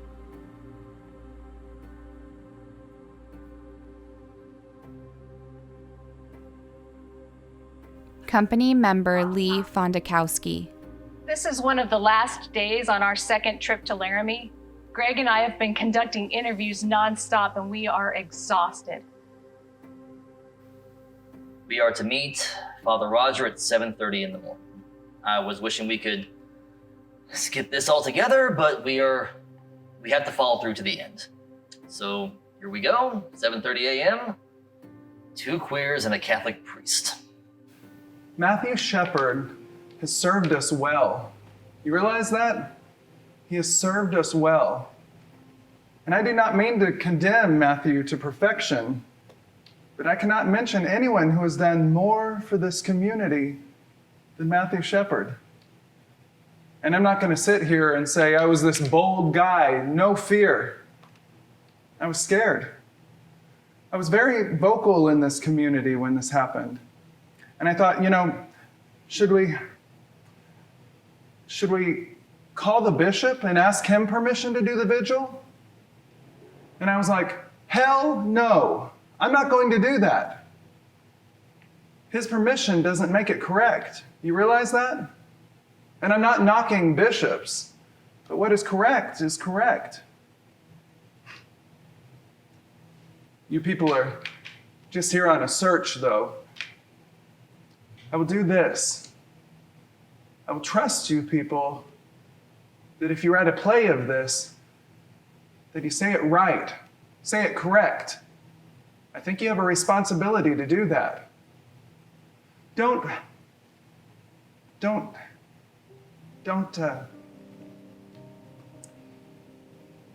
make matters worse. You think violence is what they did to Matthew? They did do violence to Matthew, but do you realize that every time you're called a fag or a les or whatever? Or a dyke. Dyke. Yeah, dyke. Do you realize that is violence? That is the seed of violence. And I would resent it immensely if you use anything I said to somehow cultivate that kind of violence, even in its smallest form. I would resent it immensely. You need to know that. Thank you, Father, for saying that. Just deal with what is true. You know what is true. You need to do your best to say it correct.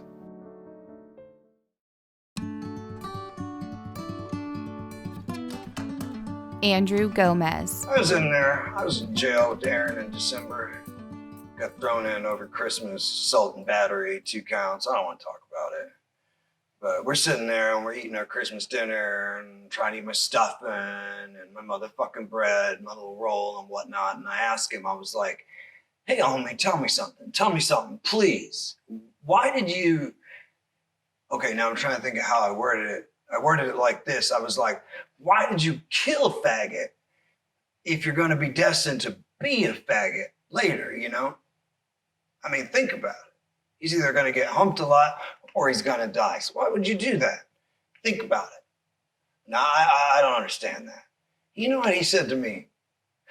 Honest to God, this is what he said. He goes, he tried to grab my dick. That's what he said, man. He's dumb, dog. Don't even act like it was nothing. Now I heard they was gonna auctioning them boys off up there in the Max Ward, you know, where the killers go. I heard that when they found out Aaron was coming to prison, they were gonna auction those boys off. Like, I want him. I'll put aside 5, 6, 7 cartons of cigarettes. Auction his ass off. I'd be scared to go to prison if I was them 2 boys.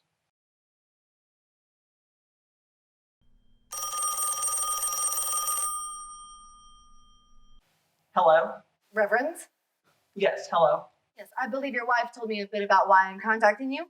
Yes, she did. And let me tell you, I really don't want to speak about this to anyone. I'm somewhat involved, and I just don't think. Oh, well, I understand. I was at your services on Sunday. You went to the services on Sunday. Yes, I did. On Sunday. Yes, this past Sunday. Did I meet you? Yes, you welcomed me at the beginning, I believe. Let me tell you, I'm not afraid to be controversial or to speak my mind, which is not necessarily the views of my congregation per se. Now, as I have said, I am somewhat involved, and one of the girlfriends of the accused is a member of our congregation, and one of the accused has visited. Now, those 2 people, the accused, have forfeited their lives, and we have been after them for ages, getting them to live right, to do right. One of the boys is on suicide watch. Until they put him in a chair and turn on the juice, I will work for his salvation. Now, I think they deserve the death penalty, and I will work with them spiritually. Right, I understand. As for the victim, I know that lifestyle is legal, but let me tell you one thing. I hope that Matthew Shepard, as he was tied to that fence, he had a moment to reflect on when someone had spoken the word of the Lord to him. And before he slipped into that coma, I hope he had a chance to reflect on his lifestyle. Thank you, Reverend. I appreciate your speaking with me.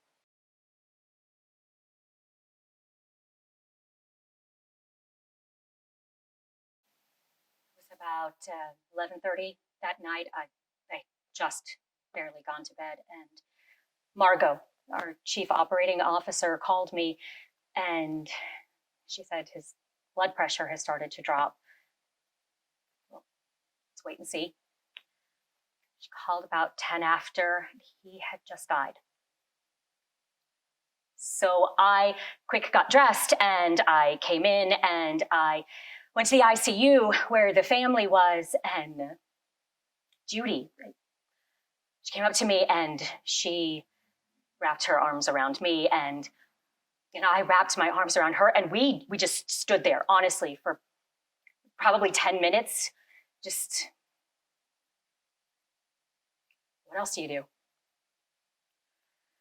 And then we had to sit down and talk about things that you just... Dennis, this is now public knowledge. And I'm gonna go out there and I'm gonna tell the whole world that this has happened. Because by this point, it was clear to us, it was the world. It was the whole world. And Judy told me what she wanted me to say. And I went out there at 4:00 a.m. Matthew Shepard medical update for 4:30 a.m. Monday, October 12th.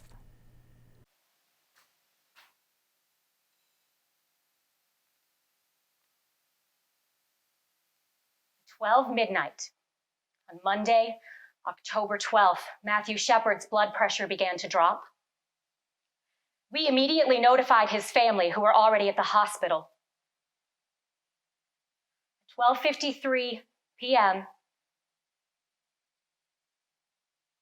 Need to go back and fix that. Sorry.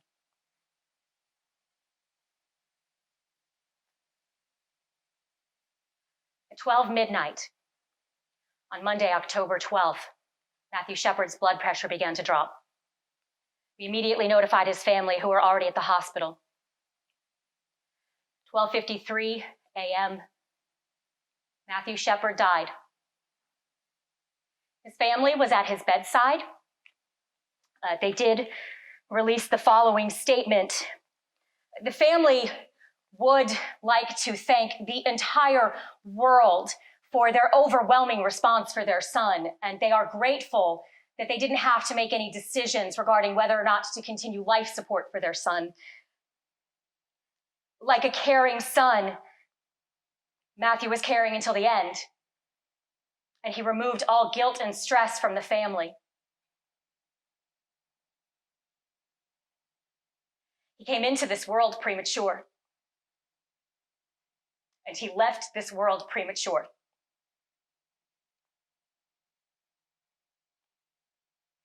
Matthew's mother said, "Go home, hug your kids, and don't let a day go by without telling them that you love them."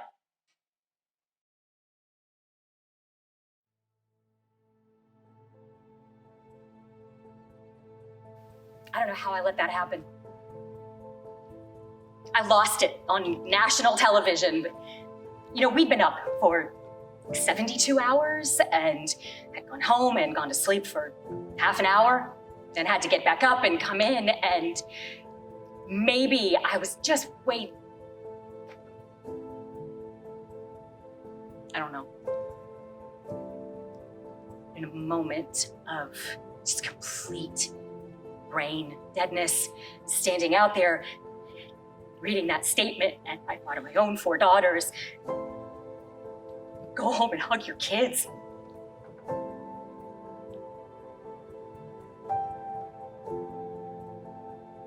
She doesn't have her kid anymore. And then we started getting letters and emails from people, and most of them were just generally very kind. I did get this one guy wrote to me, and he said, "Do you cry like a baby on television for all your patients, or just the faggots?"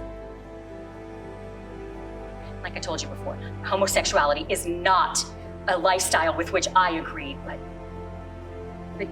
being thrown into this, I guess I didn't realize the magnitude with which some people hate.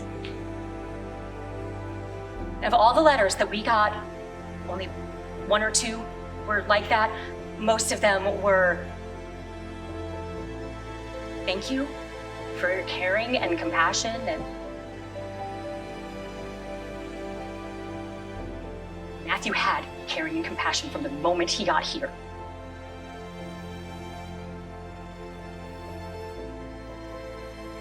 I spoke with Doc today and told him we would soon be coming back out for the upcoming trials of Russell Henderson and Aaron McKinney. And this is what he had to say. Tell you what, if they put those two boys to death, defeat everything Matt would be thinking about them. Because Matt would not have wanted those two to die. He'd want them to live with hope. H-O-P-E. It's like the whole world hoped that Matt would survive. The whole thing, you see, the whole thing ropes around hope. H-O-P-E.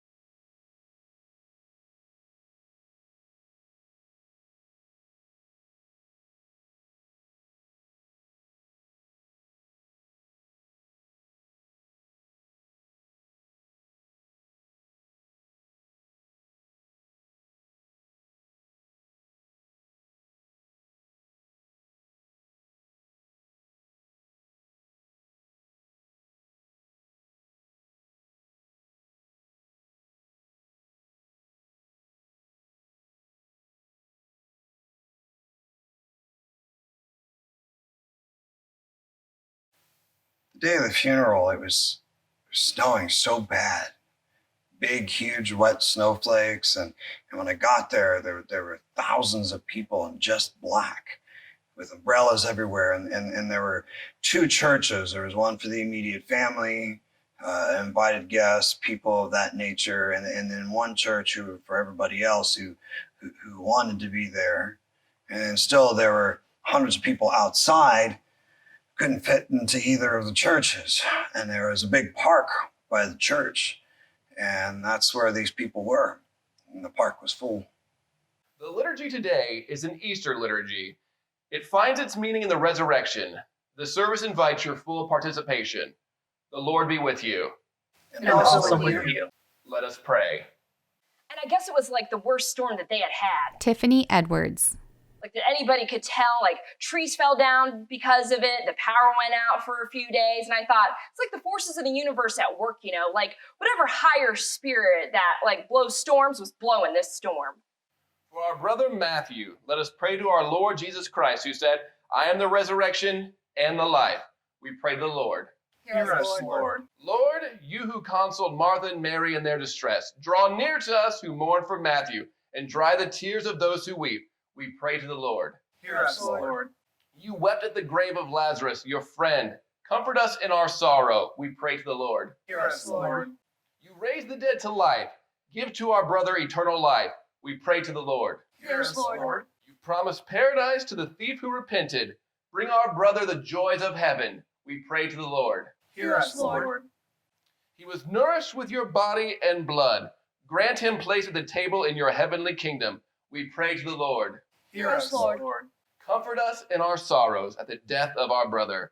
Let our faith be our consolation and eternal life our hope. We pray to the Lord.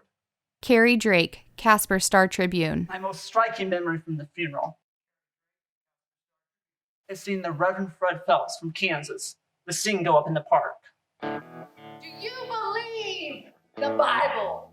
Do you believe we're supposed to separate the precious from the vile? You don't believe that part of the Bible. You stand there ignorant of the fact that for every 2 verses, the Bible mentions God's love. It mentions God's hate. There were a bunch of high school kids who got out of school early to come yell at the protesters, the Fred Phelps people. And across the street, people were lining up for the funeral. And I remember this guy. I remember this skinhead. He was dressed all in leather, and he had spikes everywhere. And he came across from the crowd into the protest. And I thought, oh boy, this is gonna be a really ugly confrontation. But instead, he started leading people in amazing grace.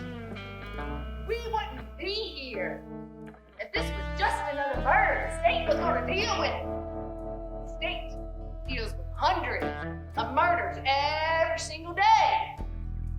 This murder is different because the fact of bringing us out here, trying to make Matthew Shepard a poster boy for the gay lifestyle, and we're going to answer it. It is just that simple. 6 months later, the company returned to Laramie for the trial of Russell Henderson, the first of the 2 perpetrators. It was to be a capital murder trial. When we got to the Albany County Courthouse, Fred Phelps was already there. You don't like that attribute of God, But so was Romaine Patterson. that perfect attribute of God. Well, we love that attribute of God, and we are going to preach it because God's hatred is pure. It's a determination. It's a determination that He is going to send some people to hell. That's God's hatred. That's God's hatred. We are standing here with God's message. We are standing here with God's message. Is homosexuality, is being a fag, okay? Who said it is not for you to judge? If God doesn't hate fags, why does He put them in hell? You see the barrenness and the sterility of your silly arguments placed over and against the solid gospel truth. Barren, sterile, like your lifestyle, your silly arguments. After seeing Fred Phelps protesting at Matthew's funeral, and then finding out he was coming to Laramie for the trial of Russell Henderson, I decided that someone needed to stand toe-to-toe with this guy and show the differences. And I think at times like this, when we're talking about hatred as much as the nation is right now, that somebody needs to show that there is a better way of dealing with that kind of hatred. So our idea is to dress up like angels. And so we have designed an angel outfit, for our wings are huge, like big-ass wings.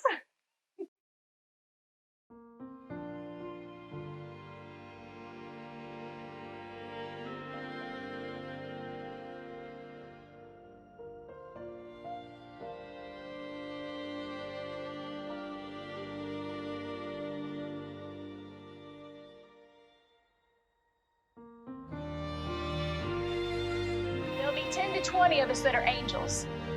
And what we're gonna do is we're gonna encircle Phelps. And because of our big wings, we are gonna completely block him. So this big ass band of angels comes in. We don't say a fucking word. We just turn our backs to him and we stand there. We are a group of people bringing forth a message of peace, love, and compassion. And we're calling it Angel Action. Yeah. This 21-year-old little lesbian is ready to walk the line with him.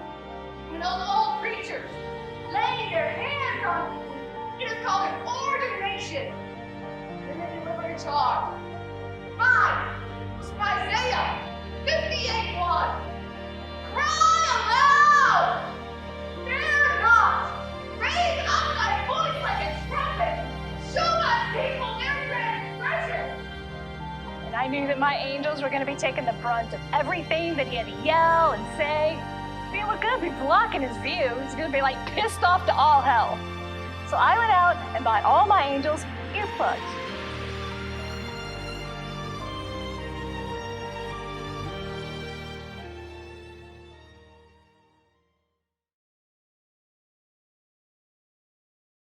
Romaine Patterson's sister, Trish Steger.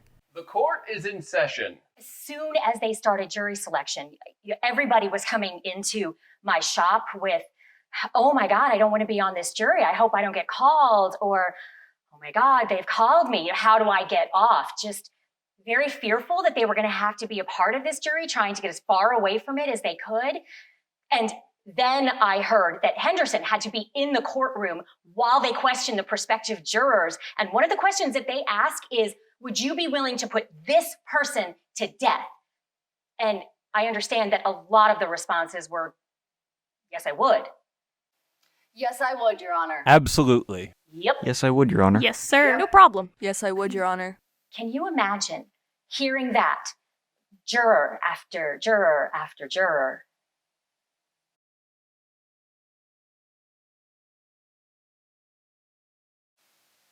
Earlier, you entered a not guilty plea, Mr. Henderson, but you wish to change your plea today. Is that correct?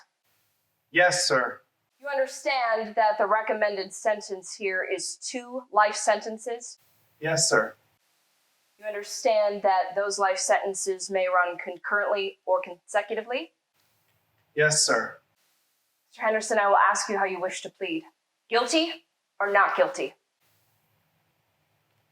Guilty.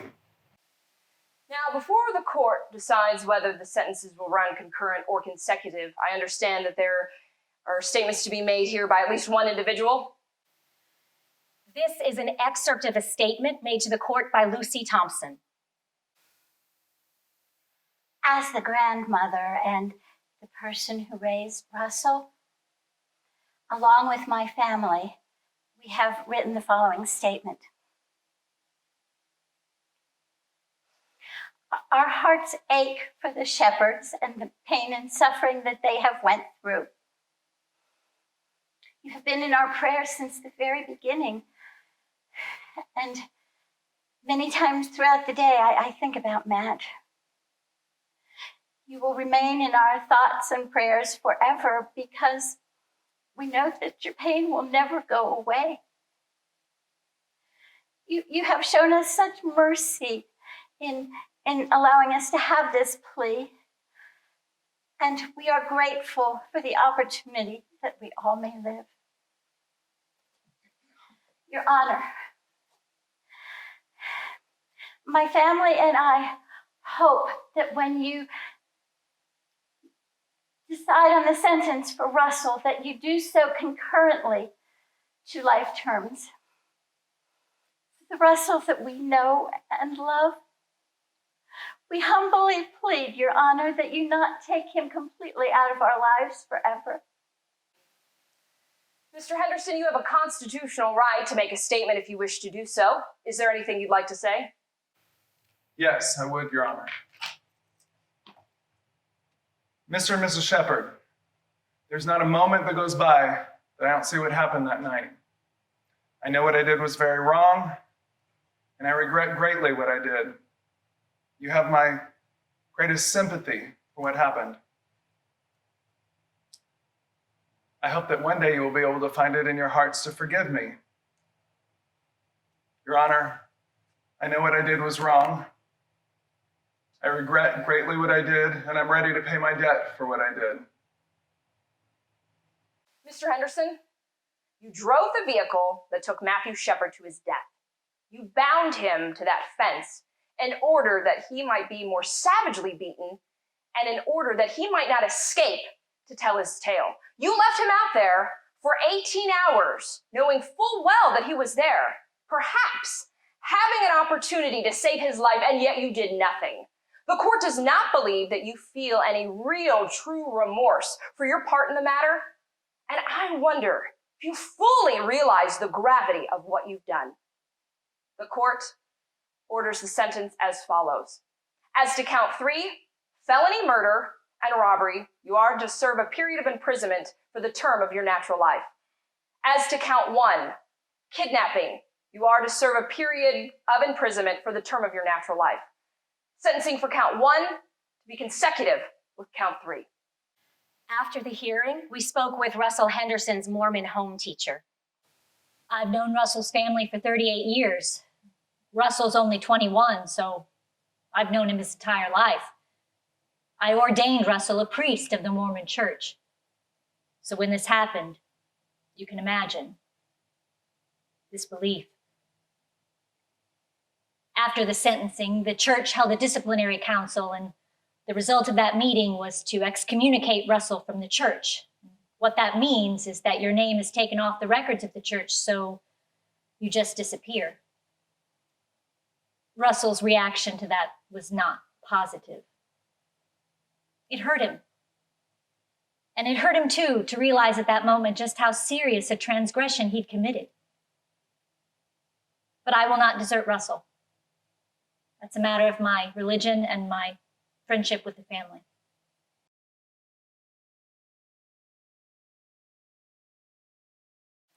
Before we left Laramie, we met one last time with Rebecca Hilliker at the theater department. They're producing Angels in America this year. I think that's the position that the university has taken. We have a lot of work to do. We have an obligation to find ways to reach our students. The question is, how do we move? How do we reach an entire state with some really deep-seated hostilities towards gays? How do we reach them? This is only the beginning, and guess who's auditioning for the lead? My parents. Jedediah Schultz. My parents were like, so what plays are you going to do this year at school? And I was like, Angels in America. And I told them a whole list of plays. And they were like, Angels in America? Is that play you did in high school? That scene you did in high school? And I was like, yeah. And she goes, huh, so you're going to audition for it? And I was like, yeah. And we got in this huge argument. And the best thing I knew I had them on is it was just after they'd seen me in a performance of Macbeth. And on stage, like, I murdered like a little kid and Lady Macduff and these 2 other guys. And she goes, well, you know, homosexuality is a sin. She kept saying that. And I was like, Mom, I just played a murderer tonight and you didn't seem to have a problem with that. I tell you, I've never prepared myself this much for an audition in my life. Never, ever. Not even close. Not having to deal that much with the gay society here in Laramie. Detective Sergeant Rob Debris. Well, once we started working into the case and actually speaking to the people that are gay and finding out what their underlying fears were, well, then it sort of hit home. This is America. You don't have the right to feel that fear. And we're still going to have people who hold with the old ideals, and I was probably one of them 14 months ago. I'm not going to put up with it, and I'm not going to listen to it. They don't like my views on it, fine. Door goes both ways. I don't care. I already lost a couple of buddies. I don't care. I feel more comfortable, and I can sleep at night. So you're tested every 3 months. Reggie Flutie. And I was able to get the DNA testing done. So they got me down to Fort Collins, they drew the blood there, then they flew that up to Michigan and did the DNA test in there, and it was a week later, found out I was negative for good. We were down on our knees saying, Hail Mary. You're so elated, you think, thank God. And what's the first thing that she does? I stuck my tongue right in my husband's mouth. You're so happy, I was so happy, and you think, yeah, I hope I did this job with some kind of integrity. I hope I did this service well. I was just so happy. And my girls, they just bawled. They were so happy. And the force, oh boy. We went out and got shit-faced. And they all bought me drinks too. It was great. And we all hugged and we cried. And I kissed everybody who walked through that door. Now, they don't need to know about that, Reggie. I didn't care if they were male or female. Every one of them got a kiss on the lips. Now, what part of what I just said didn't you understand? Oh, get over it, Ma.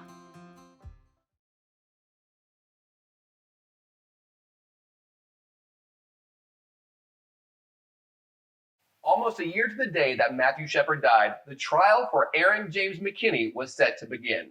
Probably the question that most of you have in your mind is, how will the McKinney case proceed? Cal Raruka, prosecuting attorney. And it's the decision of the county attorney's office that will be a death penalty case. Part of me really wants McKinney to get it, but I'm not proud of that. I've been on and off and off and on. I don't know what I do. I'm too personally involved. I believe in the death penalty, all right, because I want to make sure that guy's ass dies. This is one instance where I truly believe an eye for an eye, a tooth for a tooth. I don't know about the death penalty, but I know I don't want to ever see them ever walk out of Rawlins Penitentiary. I'll pay my nickel, or whatever the percentage of my tax is, a nickel a day, to make sure that his ass stays in there.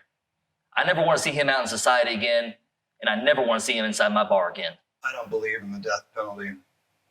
It's too much for me. I don't believe that one person should be killed as redemption for his having killed another. How can I protest if the Shepherds want McKinney dead? I just can't interfere in that. But on a personal level, I knew Aaron in grade school. We never called him Aaron. He was called AJ. How can we put AJ McKinney? How can we put AJ McKinney to death? I think right now our most important teachers must be Russell Henderson and Aaron McKinney. They have to be our teachers. How did you learn? What did we as a society do to teach you that? You see, I don't think many people will let them be their teacher. I think it would be wonderful if the judge would say, in addition to your sentence, you must tell your story. You must tell your story. All rise. The state of Wyoming versus Aaron James McKinney. Docket number 6381. The Honorable Barton R. Voigt presiding. The court is in session.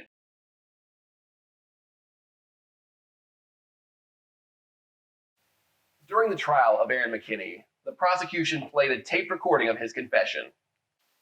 My name is Rob Debris, Sergeant for the Sheriff's Office. You have the right to remain silent. Anything you say can and may be used against you in a court of law.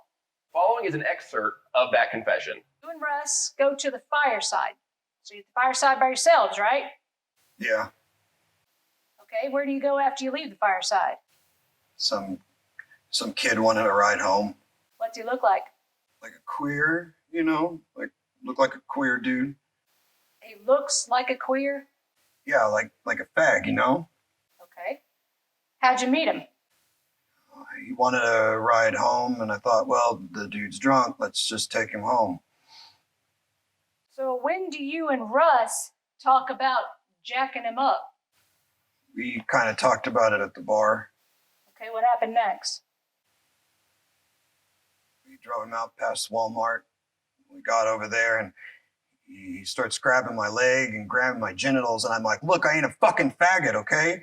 If you touch me again, you're gonna get it. And I don't know what the hell he was trying to do, but I beat him up pretty bad. I think I killed him. What'd you beat him with? Blacked out. My fist, my pistol, the butt of the gun, wondering what happened to me. Had a few beers, and I don't know. It's like I could see what was going on, but it was like it was somebody else doing it. What was the first thing that he said or that he did inside the truck that made you hit him? Well, he put his hand on my leg, like slid his hand up my leg, like he was gonna grab my balls.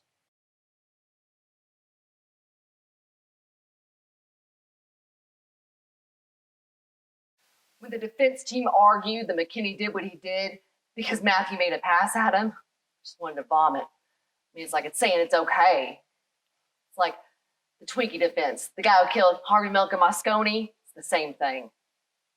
As much as part of me didn't want the defense of them saying that this was gay bashing or gay panic, part of me was really grateful because I thought that in the trial they were going to say that this was about drugs or robbery. When they used gay panic as their defense, I felt, this is good. If nothing else, the truth is going to be told. The truth is coming out.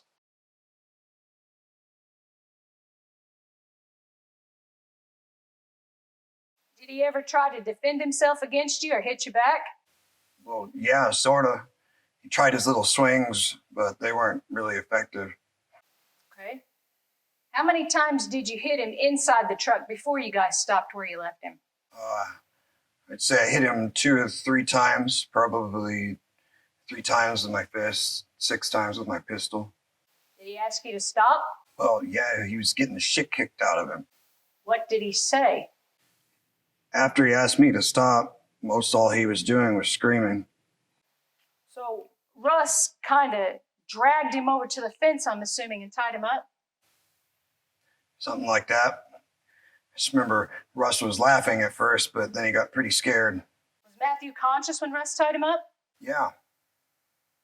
I told him to turn around and don't look at my license plate because I was scared he would tell the police. And then I asked him what my license plate said, and he read it. So then I hit him a few more times. Just to be sure. So obviously you don't like gay people? No, I don't. Would you say you hate them? I don't really hate them, you know, but when they start coming on to me and stuff like that, I get pretty aggravated. Did he threaten you? What, the gay dude? Yeah. No, not really. Can you answer me one thing? Why'd you guys take his shoes? I don't know. I'm never going to get to see my son again. I don't know. You'll probably go to court sometime today. But today? So I'm going to go there today and plead guilty or not guilty? No, you're just going to be arraigned today. Is he going to die for sure? There is no doubt that Mr. Shepard is going to die. So what are they going to give me, 25 to life or the death penalty and just get it over with? That's not our job. That's the judge's job and the jury.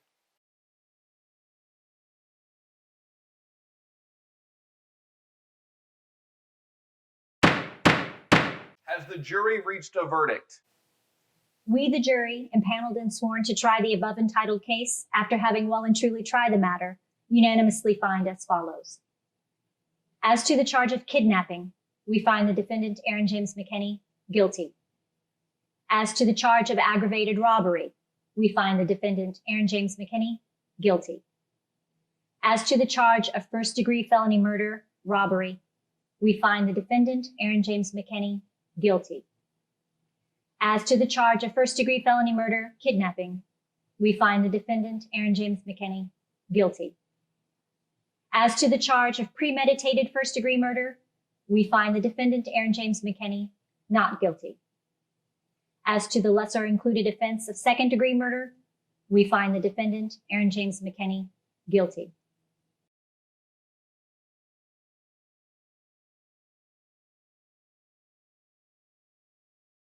Aaron McKinney was found guilty of felony murder, which meant the jury could give him the death penalty. Later that evening, Judy and Dennis Shepard were approached by McKinney's defense team, who pled for their client's life. The prosecution indicated that they would defer to the family's wishes as to whether or not to pursue the death penalty. The next morning, Dennis Shepard made a statement to the court. Here is some of what he said. My son Matthew did not look like a winner. He was rather uncoordinated and wore braces from the age of 13 until the day he died. However, in his all too brief life, he proved that he was a winner. On October 6, 1998, my son tried to show the world that he could win again. On October 12, 1998, my firstborn son and my hero lost. On October 12, 1998, my firstborn son and my hero died, 50 days before his 22nd birthday. I keep wondering the same thing I did when I first saw him in the hospital. What would he have become? How could he have changed his piece of the world to make it better? Matt officially died at a hospital in Fort Collins. He actually died on the outskirts of Laramie, tied to a fence. You, Mr. McKinney, with your friend, Mr. Henderson, left him out there by himself, but he wasn't alone. They were his lifelong friends with him, friends that he had grown up with. You're probably wondering who these friends were. First, he had the beautiful night sky and the same stars and the moon that we used to see through a telescope. Then he had the daylight and the sun to shine on him. And though through it all, he was breathing in the scent of pine trees from the snowy range. He heard the wind, the ever-present Wyoming wind, for the last time. He had one more friend with him. He had God, and I feel better knowing he wasn't alone. Matt's beating, hospitalization, and funeral focused worldwide attention on hate. Good is coming out of evil. People have said enough is enough. I miss my son, but I'm proud to be able to say that he is my son. Judy has been voted against the death penalty, and it has been stated that Matt was against the death penalty. Both of these statements are wrong. Matt believed that there were crimes and incidents that justified the death penalty. I too believed in the death penalty. I would like nothing better than to see you die, Mr. McKinney. However, this time to begin the healing process, to show mercy to someone who refused to show any mercy. Mr. McKinney, I am going to grant you life, as hard as it is for me to do so, because of Matthew. Every time you celebrate Christmas, a birthday, the 4th of July, remember that Matt isn't. Every time you wake up in your prison cell, remember that you had the opportunity and the ability to stop your actions that night. You robbed me of something very precious, and I will never forgive you for that. Mr. McKinney, I give you life in the memory of one who no longer lives. May you have a long life, and may you think of Matthew every day of it.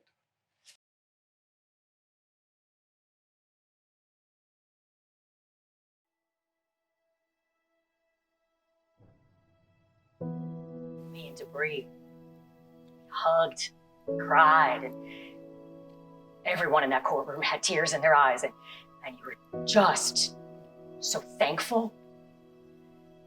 Mr. Shepard was crying, and that got me bawling, and everybody just... This is all we've lived and breathed for a year. Daily. This has been my case daily. Now it's over. Maybe now we can move on. Quit being stuck, you know? It just hit me the minute I got out of the courthouse. The reason why God wanted me to find him is so he didn't die out there alone. Because if I wouldn't have come along, they wouldn't have found him for a couple weeks. So it makes me feel really good he didn't have to die out there alone. I'm glad it's over. I really am. I mean, testifying in that trial was one of the hardest things I've ever done. And don't get me wrong, I love the stage. I really do. I love it. It's tricky because basically what you have is you have the lawyers questioning you from this angle, but the answers need to be funneling this way to the jury. So what you have to do is establish kind of a funneling system. And that's hard for me because I'm a natural conversationalist. It's just natural instinct when someone asks you a question, you look at that person and you make eye contact, you look them in the eye, but it's kind of tough when you literally have to scoot over, change your position in effect to funnel over where the jury is. But I was able to do that several times over the course of my testimony.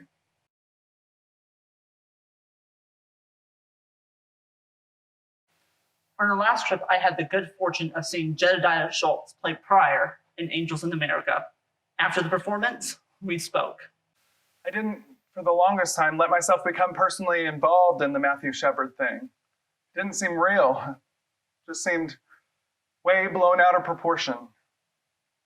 Matthew Shepard was just a name instead of an individual. I don't know. It's weird. So weird, man. I just feel bad. Just for all the stuff I told you, for the person I used to be. That's why when I hear those interviews from last year when I said all that stuff, I don't know.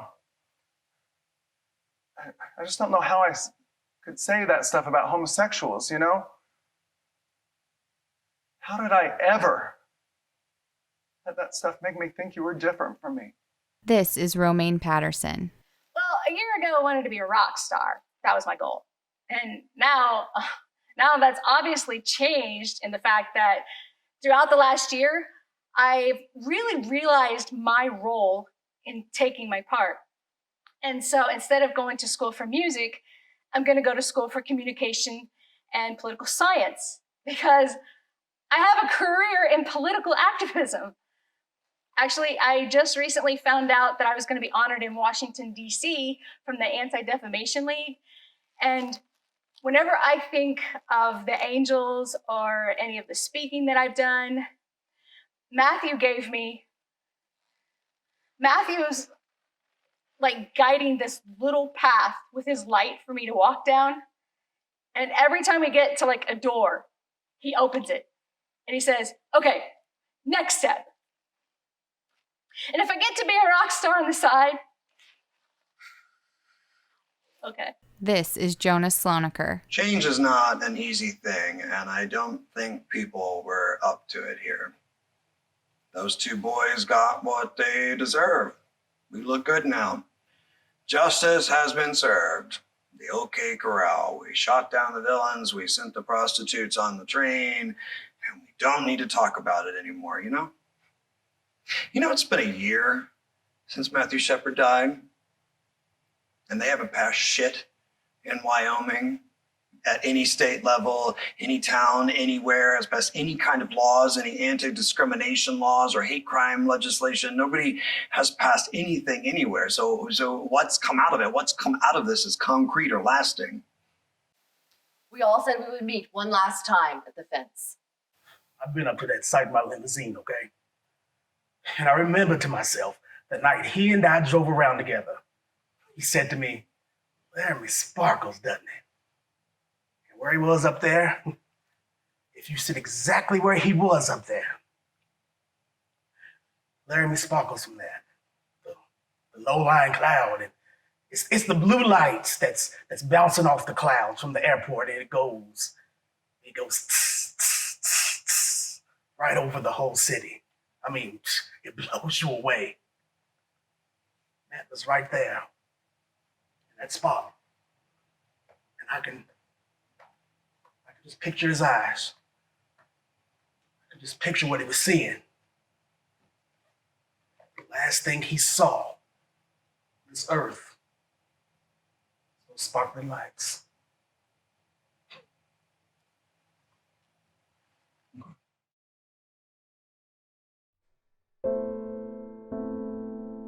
We have spent the last 2 days packing a year's worth of materials and saying our goodbyes. We have been here 6 times.